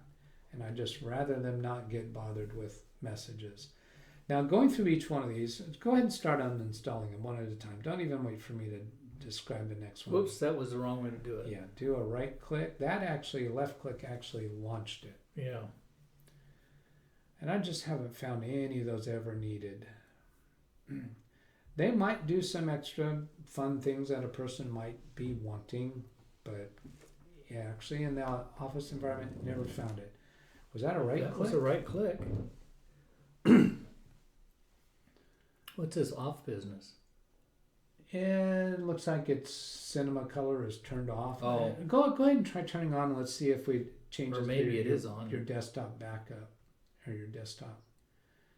Well, now it says it's on. Click again and see if that word movie changes. Yeah, apparently that has something to do with movie. Go ahead and close that. Mm.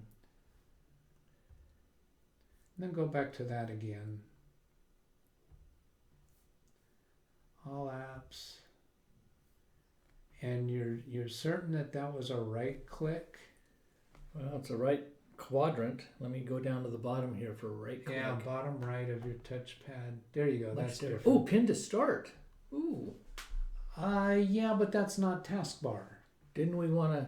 Oh, okay. Yeah, start is this. Didn't we want Chrome to go down to start? To the taskbar, not to start. Oh, okay. Start, when you click on the Windows button and that panel that comes up, that's the start menu. Okay. All the stuff that's in there. So again, you right click and uninstall. Uninstall. And then do the next one. This would be so that you can connect to Dell support. And it always can be reinstalled on your computer if you want. Right click here. This would be for delivering additional software that you purchased with your computer. And then Dell Mobile Connect is to connect your, I think, connect your cell phone to the computer. Mm. And then Dell Power Manager, that's launching it. Must have tapped it wrong. Or moved it wrong. That's going to give other power management functions, and I haven't tinkered around with that. I haven't toyed with it. I just don't have any reason to do anything beyond the power management that Windows has built in. Yeah, go ahead and try uninstall again. There's a showed up in the background. Oh, no, I lost the front one.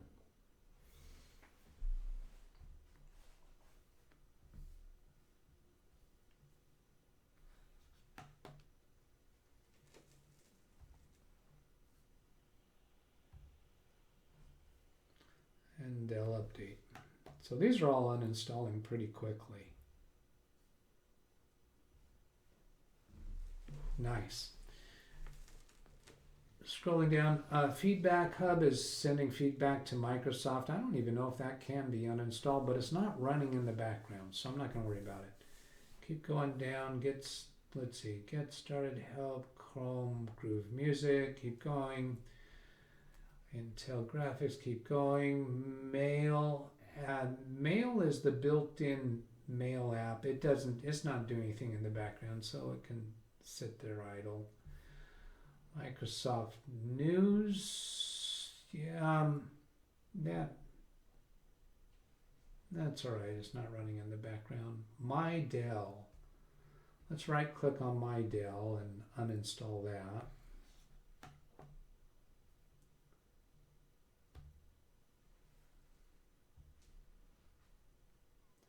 Scrolling down more, there's Office, OneDrive, OneNote, keep going, Paint, PowerPoint, Publisher, keep going, SmartPoint, Snipping Tools, keep going, Support, Assist, Tips, Video Editor, Video Land, Voice Recorder, Weather, Ease of Use, Security, Tools, Xbox, Your Phone. Those are all okay. They're not running in the background. Click on the desktop anywhere to get rid of that window. We could go into Programs and Features and see if there's anything else, but we did already go through that and really just uninstalled the McAfee. Mm-hmm.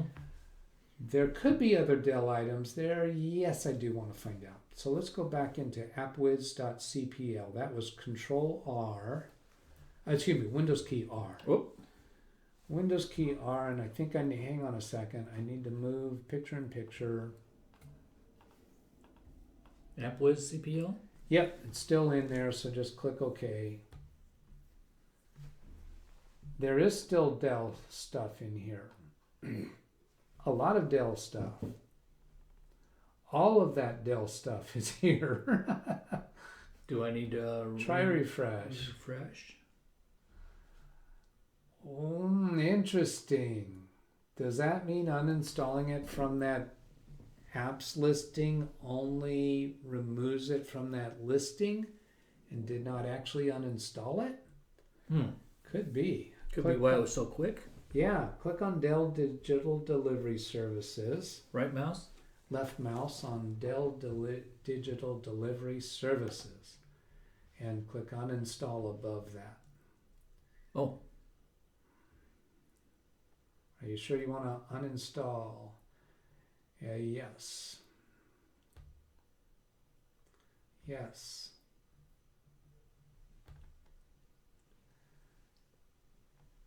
And there's a warning. Yes. Click uninstall.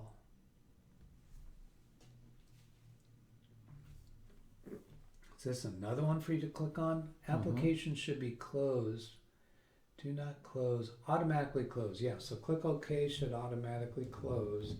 Dell Digital Delivery. Why do I have a hard time saying that? And then Mobile Connect. Uninstall that.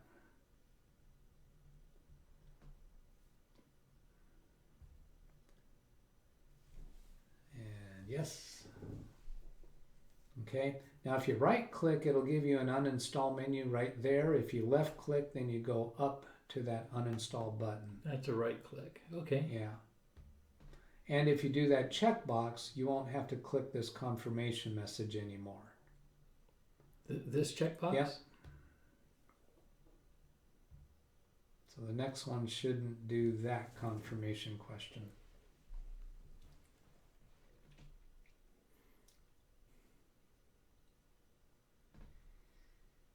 And that one, Dell Support Assistant.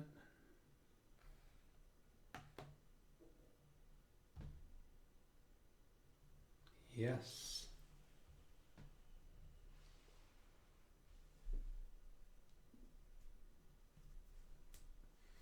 I don't think I've ever tried that before, removing items from that listing of apps. And then looking in here, programs and features. But I do think the reverse, if we would have removed them from programs and features first, I think that would have removed them from that apps listing. Oh.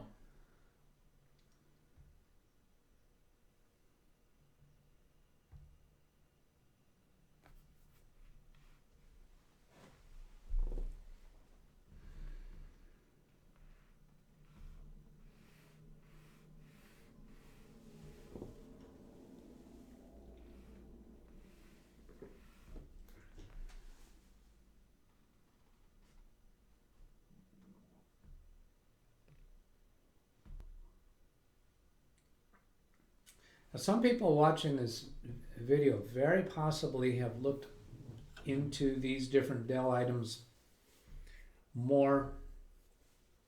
more detail and may have an argument for keeping them If you are that person, I'd love for you to put that into the comments below this video.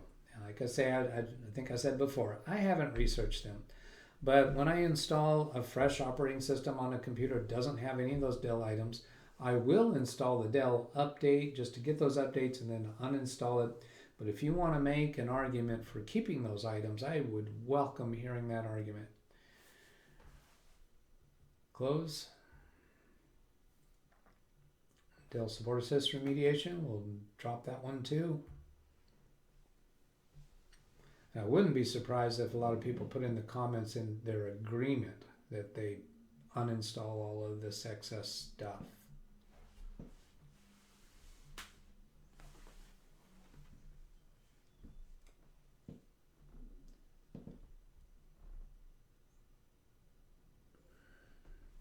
I'm looking in the background, I see the bottom item that we can see is VLC Media Player. That's pretty much the end of the alphabet, but there might be something below it because there's a scroll bar on the right hand side still visible. SmartByte, Realtek, Microsoft Visual, Update, Microsoft OneNote, OneDrive, a couple other Microsoft items, Intel items. That Intel management thing, if you remove that, sometimes, maybe all the time, you'll get an exclamation mark in the device manager because there's a component of that that's required for the Intel chipset to think that it's fully installed. I've seen arguments both ways on that, and I prefer to not have exclamation marks appearing in the device manager. Close and update for Windows Universal. That's interesting. That's a different wording. Dell update for Windows Universal. I'm guessing Universal means all versions of Windows. Let's go ahead and remove that.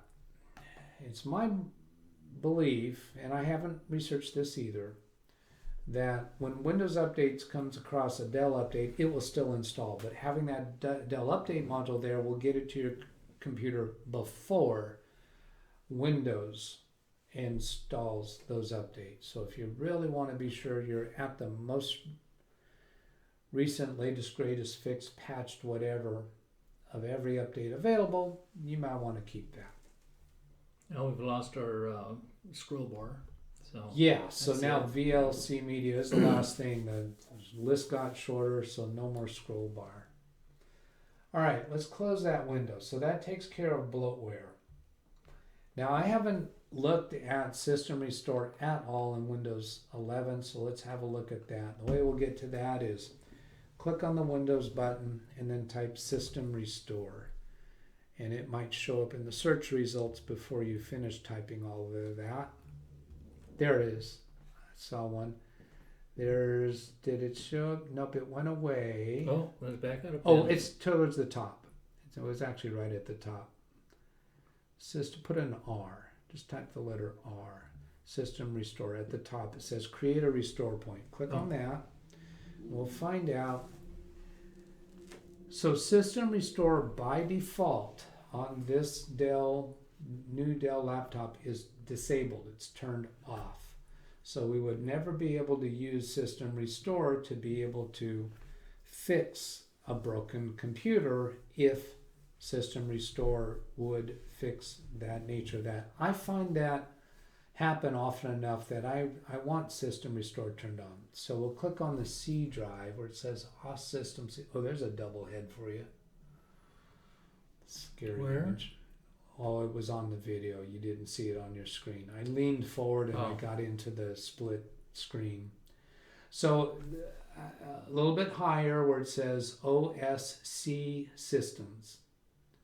Click on that, single left click, and then click on the Configure button. We're going to configure System Restore for the C drive.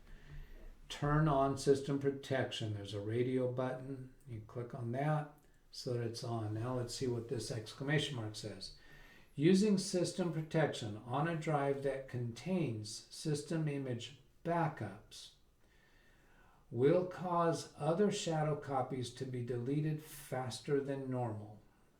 Let me think about that. Can you drag that out into the middle of the screen? Okay. Go to the title bar of that window, drag it over to the right. Now, by enabling system protection, you can undo undesired changes by reverting your computer to a previous point in time. Yeah, of course, that's what I expect. The exclamation mark. Using system protection on a drive that contains system image backups will cause other shadow copies to be deleted faster than normal. Well, shadow copies is a technique for restoring older versions of files. Typically hasn't been included in end-user operating systems such as Windows 7 or Windows 10, as far as I know. But shadow copy doesn't let us restore the registry and drivers and things about the Windows system configuration. So I still like having system restore on, but this is implying to me why they do have it off by default. You can adjust the maximum disk space for use for system protection as space fills up older restore points. Yeah, that's nothing new. And maximum usage down at the bottom, 100%. Yeah, we're not going to do that. Okay, there's a slider. Wow, okay. Maybe that's why we got the warning message. Right now, when we turned it on, it's by default going to use 100% of the drive for that. We want it to be nothing more than 10%. Drag that slider all the way, almost all the way to the left. Maximum usage. We want. All right, what's going on here? Okay. 6%, 10? Actually 10 gigabytes, whatever the percentage number is. You might try just clicking closer to the words max usage. Just don't try to drag that marker. Yeah, I'm just tapping it. It goes to 25 and it goes down to 6. Yeah, so now move your mouse to the left side of that slider marker and click. And 1%. That's 4. That's 1%, 4 gigabytes. So what was the one higher than that? Yeah, 92 that went up to gigabyte? 20, that went up to 20%. Try it again. Oh, you know what? I know. Yeah, click once there. Now, try the arrow keys on your keyboard to go by smaller increments. There you go. There you go. Now adjust it to 10 gigabytes. So once you have that control active, you can use the arrow keys. About the closest I can get is 920 or That's 13. 9.2. Let's take 9.2. Or 9.2. Yeah. Okay. All right, then click OK. Not even apply? No. If you do apply, what happens is you click apply and that window stays open so that you can make more adjustments. Mm-hmm. If you click OK, that closes the window and applies your changes. So there, and we prove that here because we see that the C drive protection is turned on right now. We don't need to do any of those others. Okay. Let me move the picture out of the way and just do OK. OK button for that window. So that is System Restore. Now let's look at Storage Sense. So click on the Windows button and type Storage. Space Sense. Actually, Storage Settings would work. Yeah, just click on Storage Settings. That should be it. Storage Sense. I saw it there. Yeah.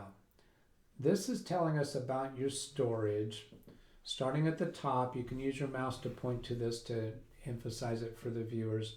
460 gigabytes of total space and 46.5 gigabytes used.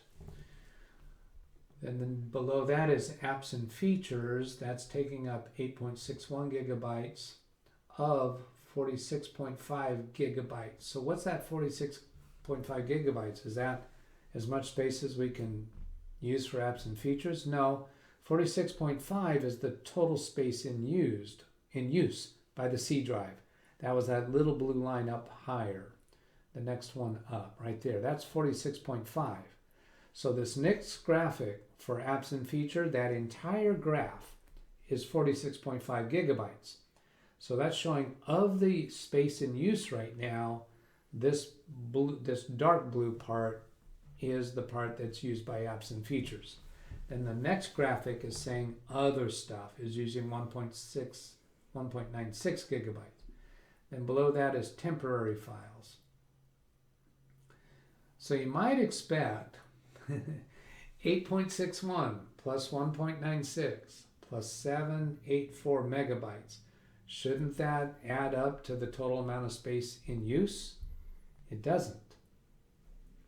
Agreed? Mm-hmm. Yep. Yeah, so all of that stuff that's showing on those graphs right there is somewhere around 10 gigabytes. But they're telling us 46 gigabytes is in use. So we're not seeing all the detail. Below the temporary files graphic, there's a link that says show more categories. There, that's clickable because it's in blue. Click on that. So here you get more detail about what's occupying the space. We won't read through each of those, just scroll down and let's see where's the other significant. There's nothing else significant. That's in descending order by order of space. This is still not showing us. Oh yes it is, system and reserved. System and reserved is 35.2 gigabytes. So you add that to the 8.61. You can just tell by eyeballing it. Those dark blue lines, stack them up next to each other, and it looks like that fills up that entire 46.5 gigabytes. Upper left corner, there's an arrow pointed to the left. Oh, let's see, did we get storage? Yeah, click on that left arrow in the upper left corner because we didn't deal with storage sense yet. Go down to storage sense about halfway down, and on the right hand side you see that's not turned on. Now let's read that first. I don't always turn that on. What it says there, automatically free up space, delete temporary files, and manage locally available cloud content. So it's going to manage your storage automatically in some senses. There's a right arrow to the right of that switch. Click on that right arrow. I think it's going to take us to more detail. That blue check mark says keep Windows running smoothly by automatically cleaning up temporary system and app files. That sounds good. Then the next one says automatic user content cleanup. No, that one's turned off. And the paragraph underneath that switch says storage sense runs when disk space is low. So if you turn this on, this is only going to happen when disk space is low. We clean up enough space to help your system run its best. We cleaned up 0 bytes of free space in the past month. So if you turn this on and if you fill up your disk, then it's going to start managing that. I don't like, my usual inclination is to not turn this on because if the hard drive is getting full, I want to be alerted. I want to know that. If we turn this on, then it just automatically starts managing that and we never realize that we're filling it up until it can no longer manage that. And at that point, there might not be much we can do to rescue the situation. If we leave this off and we wind up getting a message that your disk is full, we can come in here and turn this on and immediately get some space freed up and then make decisions about what to do next. So that's my reasoning for leaving this off. And I think the reason why I wanted to come in here and describe this is because I know a lot of people that might watch this video and that come from Kerry's channel. He likes to always turn this on. And this is my reasoning for not doing that. Make your own choices. Go ahead and close this window. I know that you want to use Zoom on this computer, so let's Yeah. install Zoom. How would you go about doing that? Maybe the eyeglass and type in Zoom. Let's try that.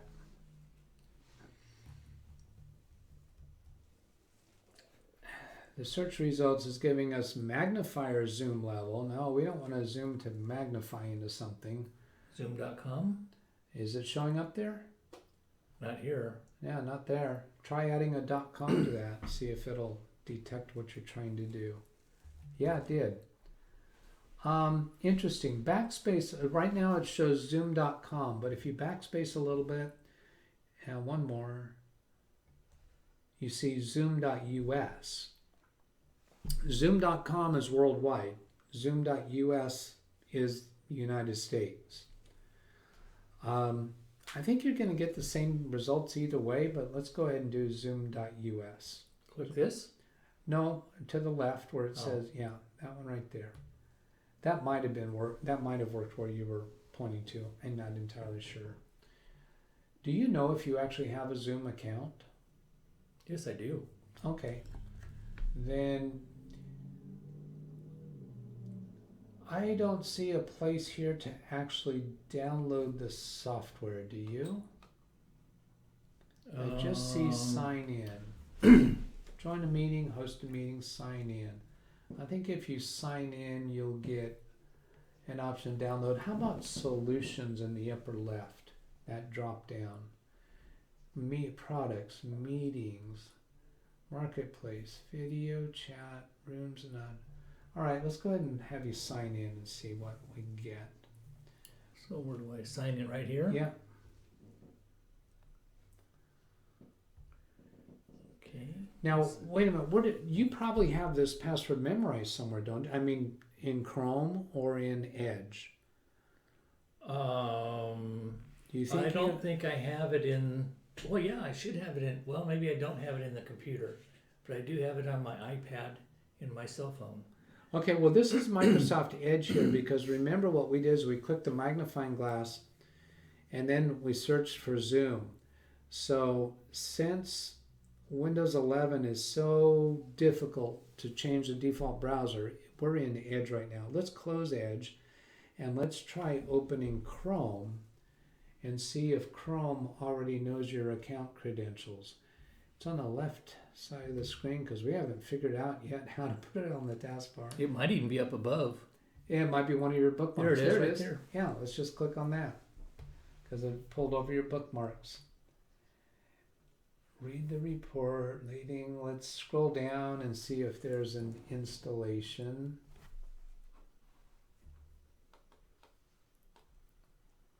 No. And has it signed in? Does it show that you're signed in at the top? No. Well, that's an odd screen for you to get when you click your link. I've never used Zoom in my as a host. I've always worked with. Whoops! What happened? I think I goofed it up. What's this in the bottom right corner? That little call out. Float over that. Chat with something. Chat with BOT. Bot. A bot. In the upper right corner, you have the word English. What happens when you click on that? Oh, it just changes language. You probably have, I don't think that's a good bookmark, a useful bookmark. So how about click on Zoom in the upper left? That should go to the, post attendee. Just before you click there, I saw in the address bar it said post attendee. Here's a sign So in. that means after having done a session. Yeah, click sign in. And then we are on Chrome now. It's not offering your account. So No. Go ahead and put in your email account and then your Zoom password.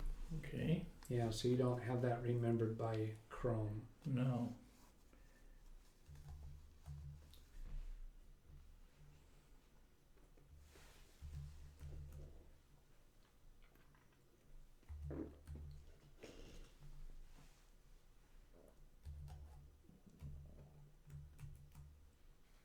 Should do it. All right. Now in the upper right corner, it's asking if you want to save the password, and that looks to me like Chrome asking to save it. So you can save yes it if you or want yes. that, and you Yeah. don't want to have to type it anymore. Correct. And in order to justify doing that, you have to know that your Chrome password, which is the same as a Google account or YouTube account, it has to be secure. If that password is used on other websites that might find its way to the dark web, or if it's a password that's been cracked by the dark web already, you would not want passwords to be saved there. If you're uncertain about that, then that means it's a good time to change your password and even to turn on two-factor authentication.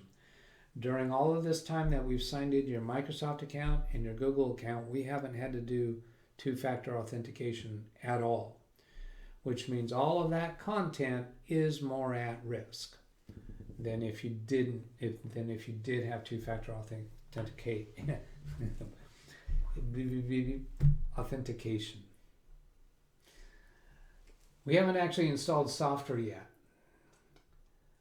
Where do we install software? Isn't this just running off the web though? Yeah, this is running off the web, and you can do that. You can just run off the web, but you get more functionality if you actually install the software. Oh. Where is it?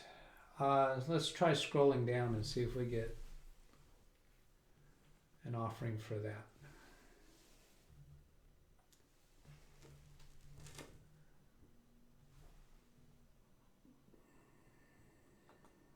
We are currently in your account, your web account.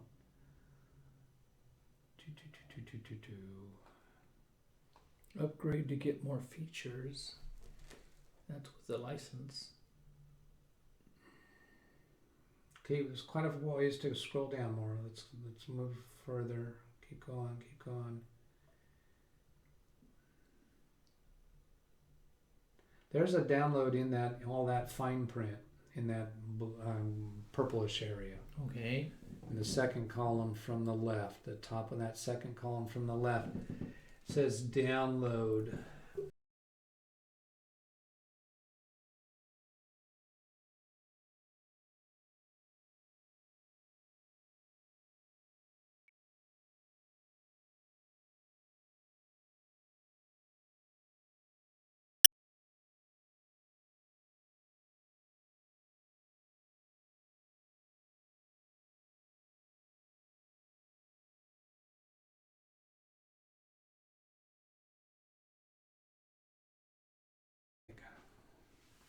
Bottom left corner, I see it downloading, and then single left click to launch that, actually on the file name.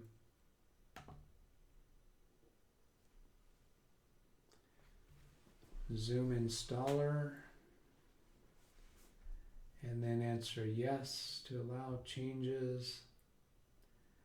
If a person didn't have the capability of joining somebody else's meeting, you might want to go through these steps to intentionally install the software so that you can start hosting a meeting. You can host a meeting through the website too, however. Is that done? Mm-hmm. Yes. Yep. It's on the taskbar. Are we going to try right clicking on that and see if we can pin it? Down here? Yeah. Oh.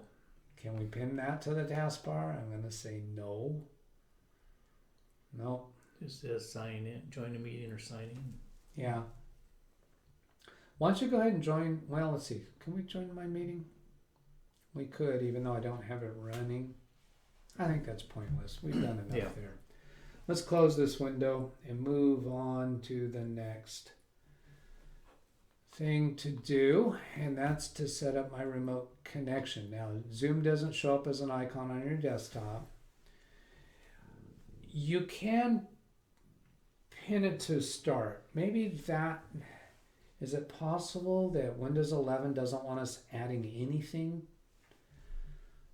Go ahead and click on start. I don't know if I need to do it on start. Yeah, but you see recently added Zoom. I want to show this on the video if somebody wants this. So float your mouse over where it says Zoom, recently added. Try right click. Your mouse moved way off of that screen when you did the right click. So you missed your right click. I don't know how to push a button. That got a left click. So that didn't work. Really? Yeah. I thought I was in the right quadrant. Okay, I think I know another way to go. I think I know my other way to go. And I'm going to guess that Pin. That was on your touchpad at the very bottom, Exactly. most to you, Yes. on the right hand side. Previously, you were probably just clicking on the right half. Correct. Of the touchpad. Yeah, it's right down at the edge of the touchpad, close to you, to get right click. Pin to start. Is that what we're talking about? Yeah, pin to start. Now wait a minute. I see taskbar. I see pin to taskbar on that one. Try that.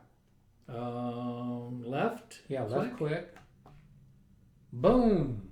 There it is. It's on the taskbar. It's a single click from there, as I wonder if opposed we can do that with Google Chrome. Let's try it. Where did it go? Isn't it up here somewhere, or is it in? On the right hand side, there's a more.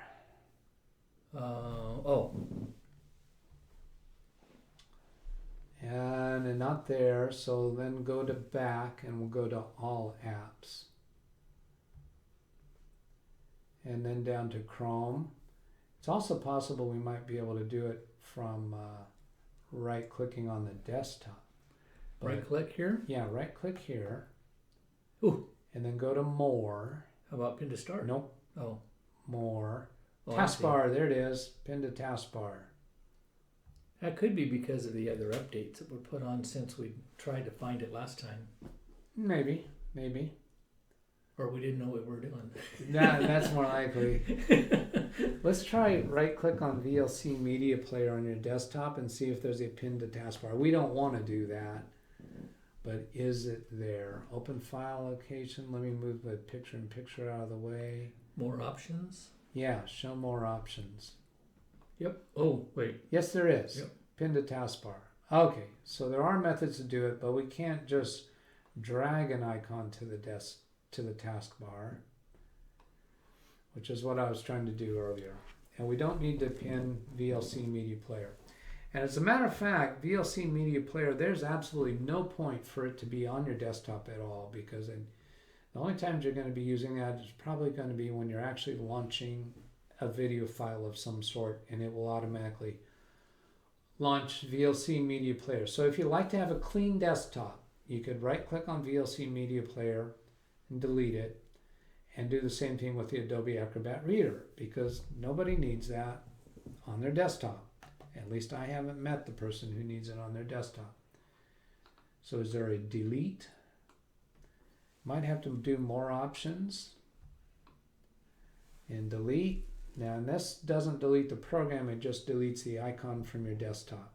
Right here? Yep. And then in Adobe. Acrobat? Yep. Do that there too. Did I get it wrong? And delete. And every time you're actually doing a click like that, you should be at the bottommost edge of the touchpad, meaning towards you. I do remember another one that I want to try, Wondershare. Oh, Filmora. Wouldn't that Filmora? Yeah. Yeah. Wouldn't that have automatically come over? Automatically come over from what? The other computer? No, not at all. Not at all, because that's not associated with Microsoft or with Google. Mm-hmm. So it's a separate manufacturer. There's nothing that we've done that would automatically install that. Okay, so my remote connection. Let's have you open a browser. Pick a browser, any browser of your choice. Got it. And go to, in your address bar, but the blinking at the top. Mm-hmm. Type logmein123.com.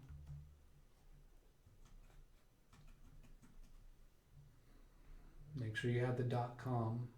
Oh, And type in the whole thing, logmein123.com. If you just do logmein, you're not going to That's find it not in a the dot. search. okay. You need a period com. You have to actually type that out.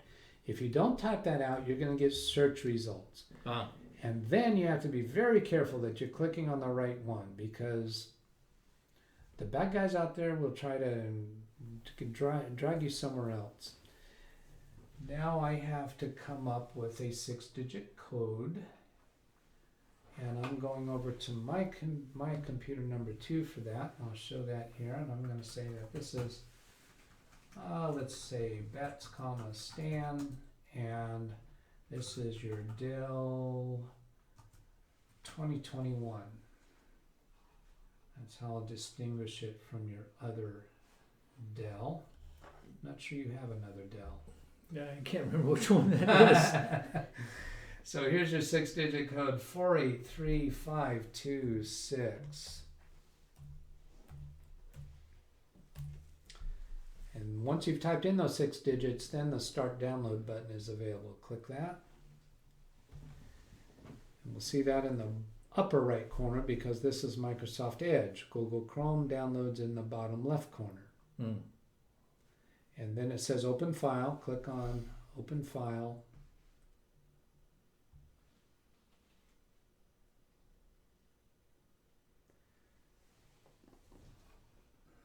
Do I hit an OK? Yes, hit OK for the user account control, and then yes for another user account control. And then we should hear a ding from my computer. Unless I have the... Oh, there it is. On my side, we get this waiting right here. I have to right click and choose Start, and then that doesn't bring any other message up on Stan's computer. On my computer, then I can choose Launch Remote Control Session, and then Stan gets a message. DougBetts Okay. would like to view. Click OK.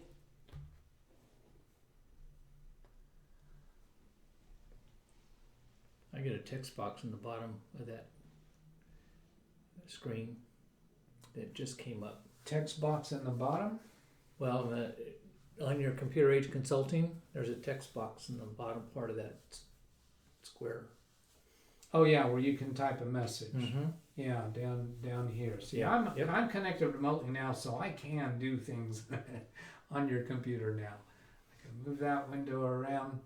This downloads up here is still showing, but we don't need that anymore. We're done with that. We're done with Edge, so close that. So I'm connected remotely right now. However, if I disconnect, we'd have to go through those same steps. Mm-hmm. With you going to logmein123.com, Mm-hmm. the 6-digit code. Mm-hmm. So there's a couple things we can do here to simplify it. On my computer, I'm going to click calling card right here, and then install calling card. On Stan's computer, we see DougBetts would like to deploy the rescue calling card. Either of us could click OK here. I'm clicking OK. Okay. And that's going to put the calling card on the desktop here. It says Mhm. DougBetts Remote. Now what that means is if we disconnect now, then You can still get back in? no, I cannot. You can initiate the connection from here, even if I'm not expecting you. Oh. That's a funny thing to see happen. So let's go show that. I'm going to end the connection here. The idea behind this is if you have a support service that is manned during certain hours, you can go ahead and close that window because that session is done. Then you could be requesting support by launching this connection. So you could double click on this at a time when I'm not expecting you. And then go ahead and click continue. And then, actually I punched my button too quick. Put in your name here. You don't have to match the way I did your name earlier, and then click connect. Now, showing my screen, I expect you're going to pop up on my list up there, even though I was not expecting you to come in. So if the support desk, if a help desk that you have a relationship with has provided for you to be able to do this, you can just, a person can just launch that when they want support for something, and then the support desk person would reply, like I did, a right click there, and then start. And then I could choose to upgrade it to system service depending upon whether we need that or not, or just launch remote control. But right now, even without launching remote control, we're at a point right now that I can come down here and type a message to Stan. Hi Stan, what can I help you with? Press the enter key, and then here's what happens on Stan's computer. He sees that message. So we're chatting without actually without me seeing his screen yet. I don't know. I need help. I'm working on, you would type whatever the issue is.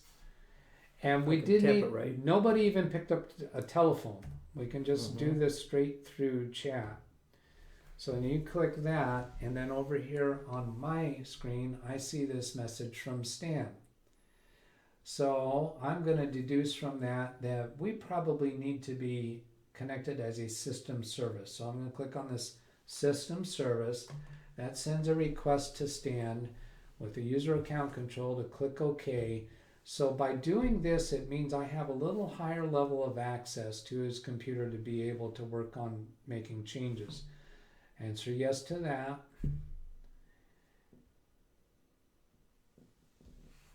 And that changed it to running as a system service. So now I no longer have that system service message. And then I can launch remote control session. And on Stan's screen, he has to click OK for that. So now actually I have a remote session where I can see his screen, and this was entirely initiated by Stan. Wow. Then the next thing that I have set up with most of the computers that I support for my clients and in the past for Stan is this unattended access. So if I click on that, that lets me click here to request unattended access. Now that means Stan can leave his computer on and I could connect to it remotely when he's not there. With his current living situation, I don't see that we'd ever need to do that. So that just kind of makes his computer doing extra work, because that is always running in the background, listening to see if I'm trying to connect. So I'm going to say, let's not do that. Because anytime that Stan needs assistance, he's going to be able to do this DougBetts remote to launch it from his side to establish the connection. Do you see any reason to argue that differently? No, other than if I'm leaving Mr. White for a while and I'm leaving the computer on, maybe going to take a hike because you're not available. And then you can call in and do it when you're available. You know, actually, I'm inclined to think that you probably wouldn't do that from the van, because that means you have to leave your data plan running there somehow. Yeah, true. But you do occasionally go to relatives or acquaintances' homes, and you could leave it connected there, connected to Wi-Fi. So that would be a possibility. All right, so we'll go ahead and do it. Let's see, go to unattended access, indefinitely, request unattended access, waiting for permission. So we'll see over here on Stan's computer, he clicks OK.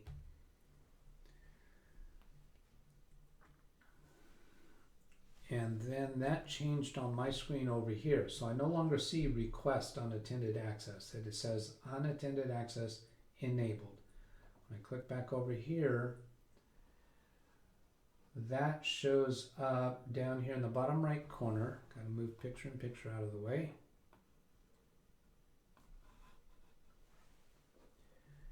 This shows unattended access is enabled. And close out with an X. And the way that shows up in his notification area is this blue. Let's make that screen bigger somewhere. Let's go switch back this way. Yeah.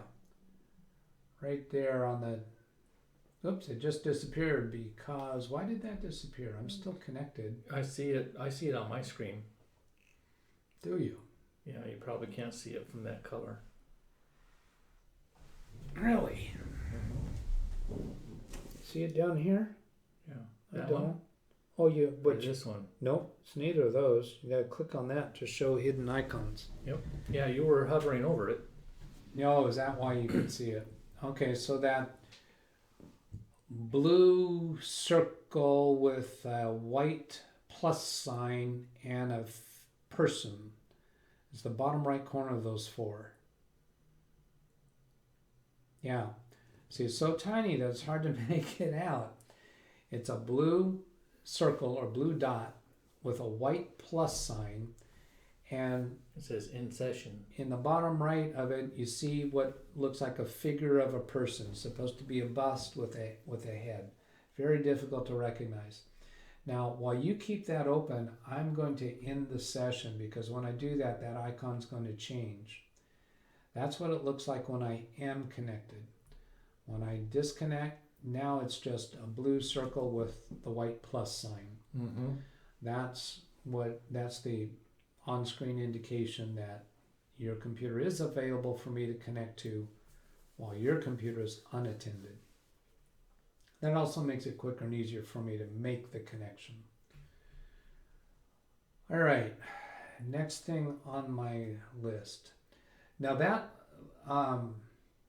Log Me and Rescue dialog screen that's on your screen there, the last item there shows remote control by DougBetts stopped. Meaning I cannot connect remotely to your computer when you're not there without leaving a message on your screen saying I was connected. Okay. So that's a security and safety thing for people that are set up for me to be able to connect to them, as they can see and they can actually see how long I've been connected through all of those individual timestamps. At this point, you can click the X in the upper right corner and close that window. So we got Zoom. The last thing on my checklist was to transfer data files from your old computer, but you have that Filmora editing software we want to install. So open a browser and let's go find the place to install that from. Oh. Now you opened Microsoft Edge. If you have an account there, you might want to open it in Google Chrome because you have some passwords memorized there.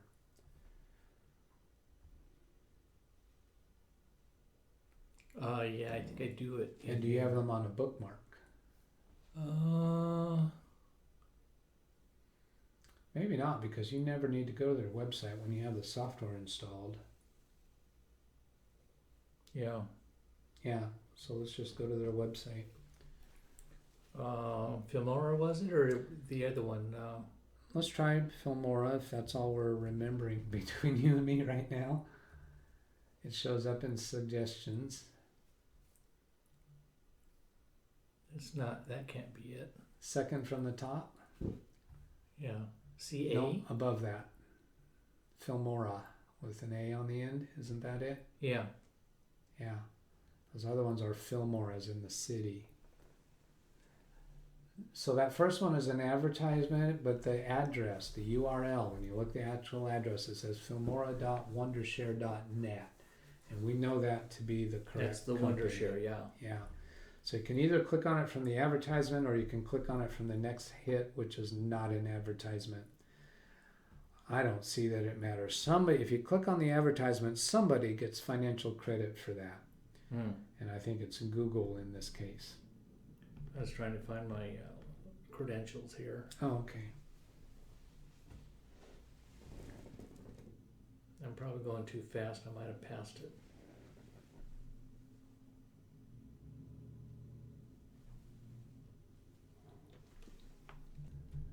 Is that one? Yeah, that's fine.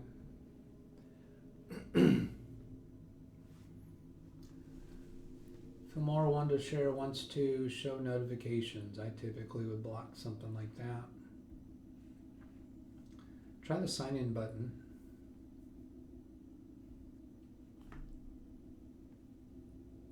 Ah, it does have your credentials remembered. Look at that. Well, again, that's Google Chrome remembering your credentials, and you should only be doing that if you have a good complex password on your Google Chrome account, and ideally, even better, is to have two-factor authentication. Bottom left corner is a free download button, so click there. Wow. Okay. And then click on the download in the bottom left corner to start the installation. That'd be a single left click. Yes.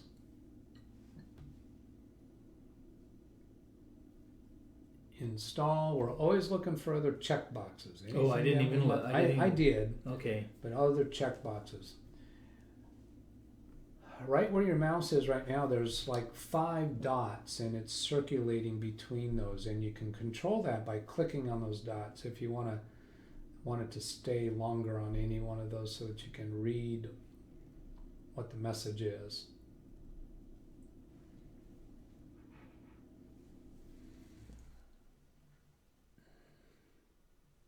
Somebody arriving here?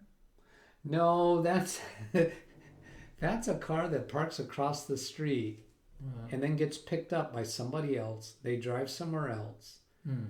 And then some number of hours later, he comes back, gets dropped off, and drives away. And he starts up his car. It's a really souped up, is it Camaro? Mustang? I don't remember which, but it's got a really deep rumble. And when he drives away from here, he drives away really soft because he's trying not to disturb the neighborhood. It's a really loud engine. It's a recent model car. It's obviously souped up quite a lot.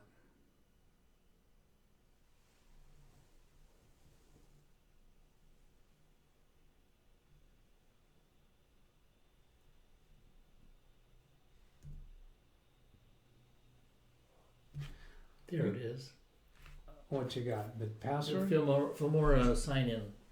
All right. I was looking for it before, so, and I passed it right by because it's way up on top. Now we're hearing a little bit of fan noise. I right? just heard that. Yes. Yeah, because it's busy. It's working. Here we have a Start Now button. Congratulations, you have successfully installed.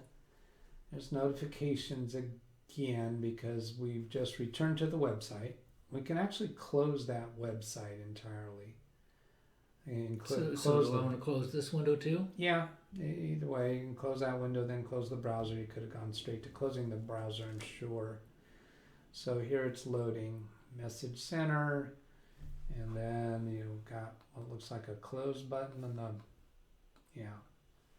bottom right of that. And I already have videos, so what's this? yeah, there's an X in the upper right corner, but those videos aren't on this computer yet. Oh, here we go. So there's the layout. So we're going to transfer the files from your old computer later. We've got something we have to go prepare for. Yes, we do. So we're out of time. Yeah. Wow. And that is closing on 2 hours and 45 minutes. Yes. After we did the initial setup, initialization of Windows 11. And this took longer because I'm talking through a lot of it, but still, there's a lot to setting up there's the Windows computer. Share. Yeah. That's what I was hoping to find. All right. So All right. come back to camera 1. Got the split screen. If I go back to the not split screen, that's what you look like. 'Cause Stan's sitting over there at the Way edge of back. my desk. So now I can. Yeah, I'll go ahead and punch up that email address again if you'd like to request free computer support, whatever the issue might be. You can send an email to me at that address. There's a surprising lot of things that I can do remotely and be happy to help you with that. And the reason why it's free is because you're helping me create a video. So you have to come into a Zoom session, allow me to record the session. Some of the sessions I like to live stream over YouTube so that the chat room can participate in helping with whatever the issue is. I hope this has been useful. Have a great day. Catch you later. Goodbye. And happy Thanksgiving. Yep.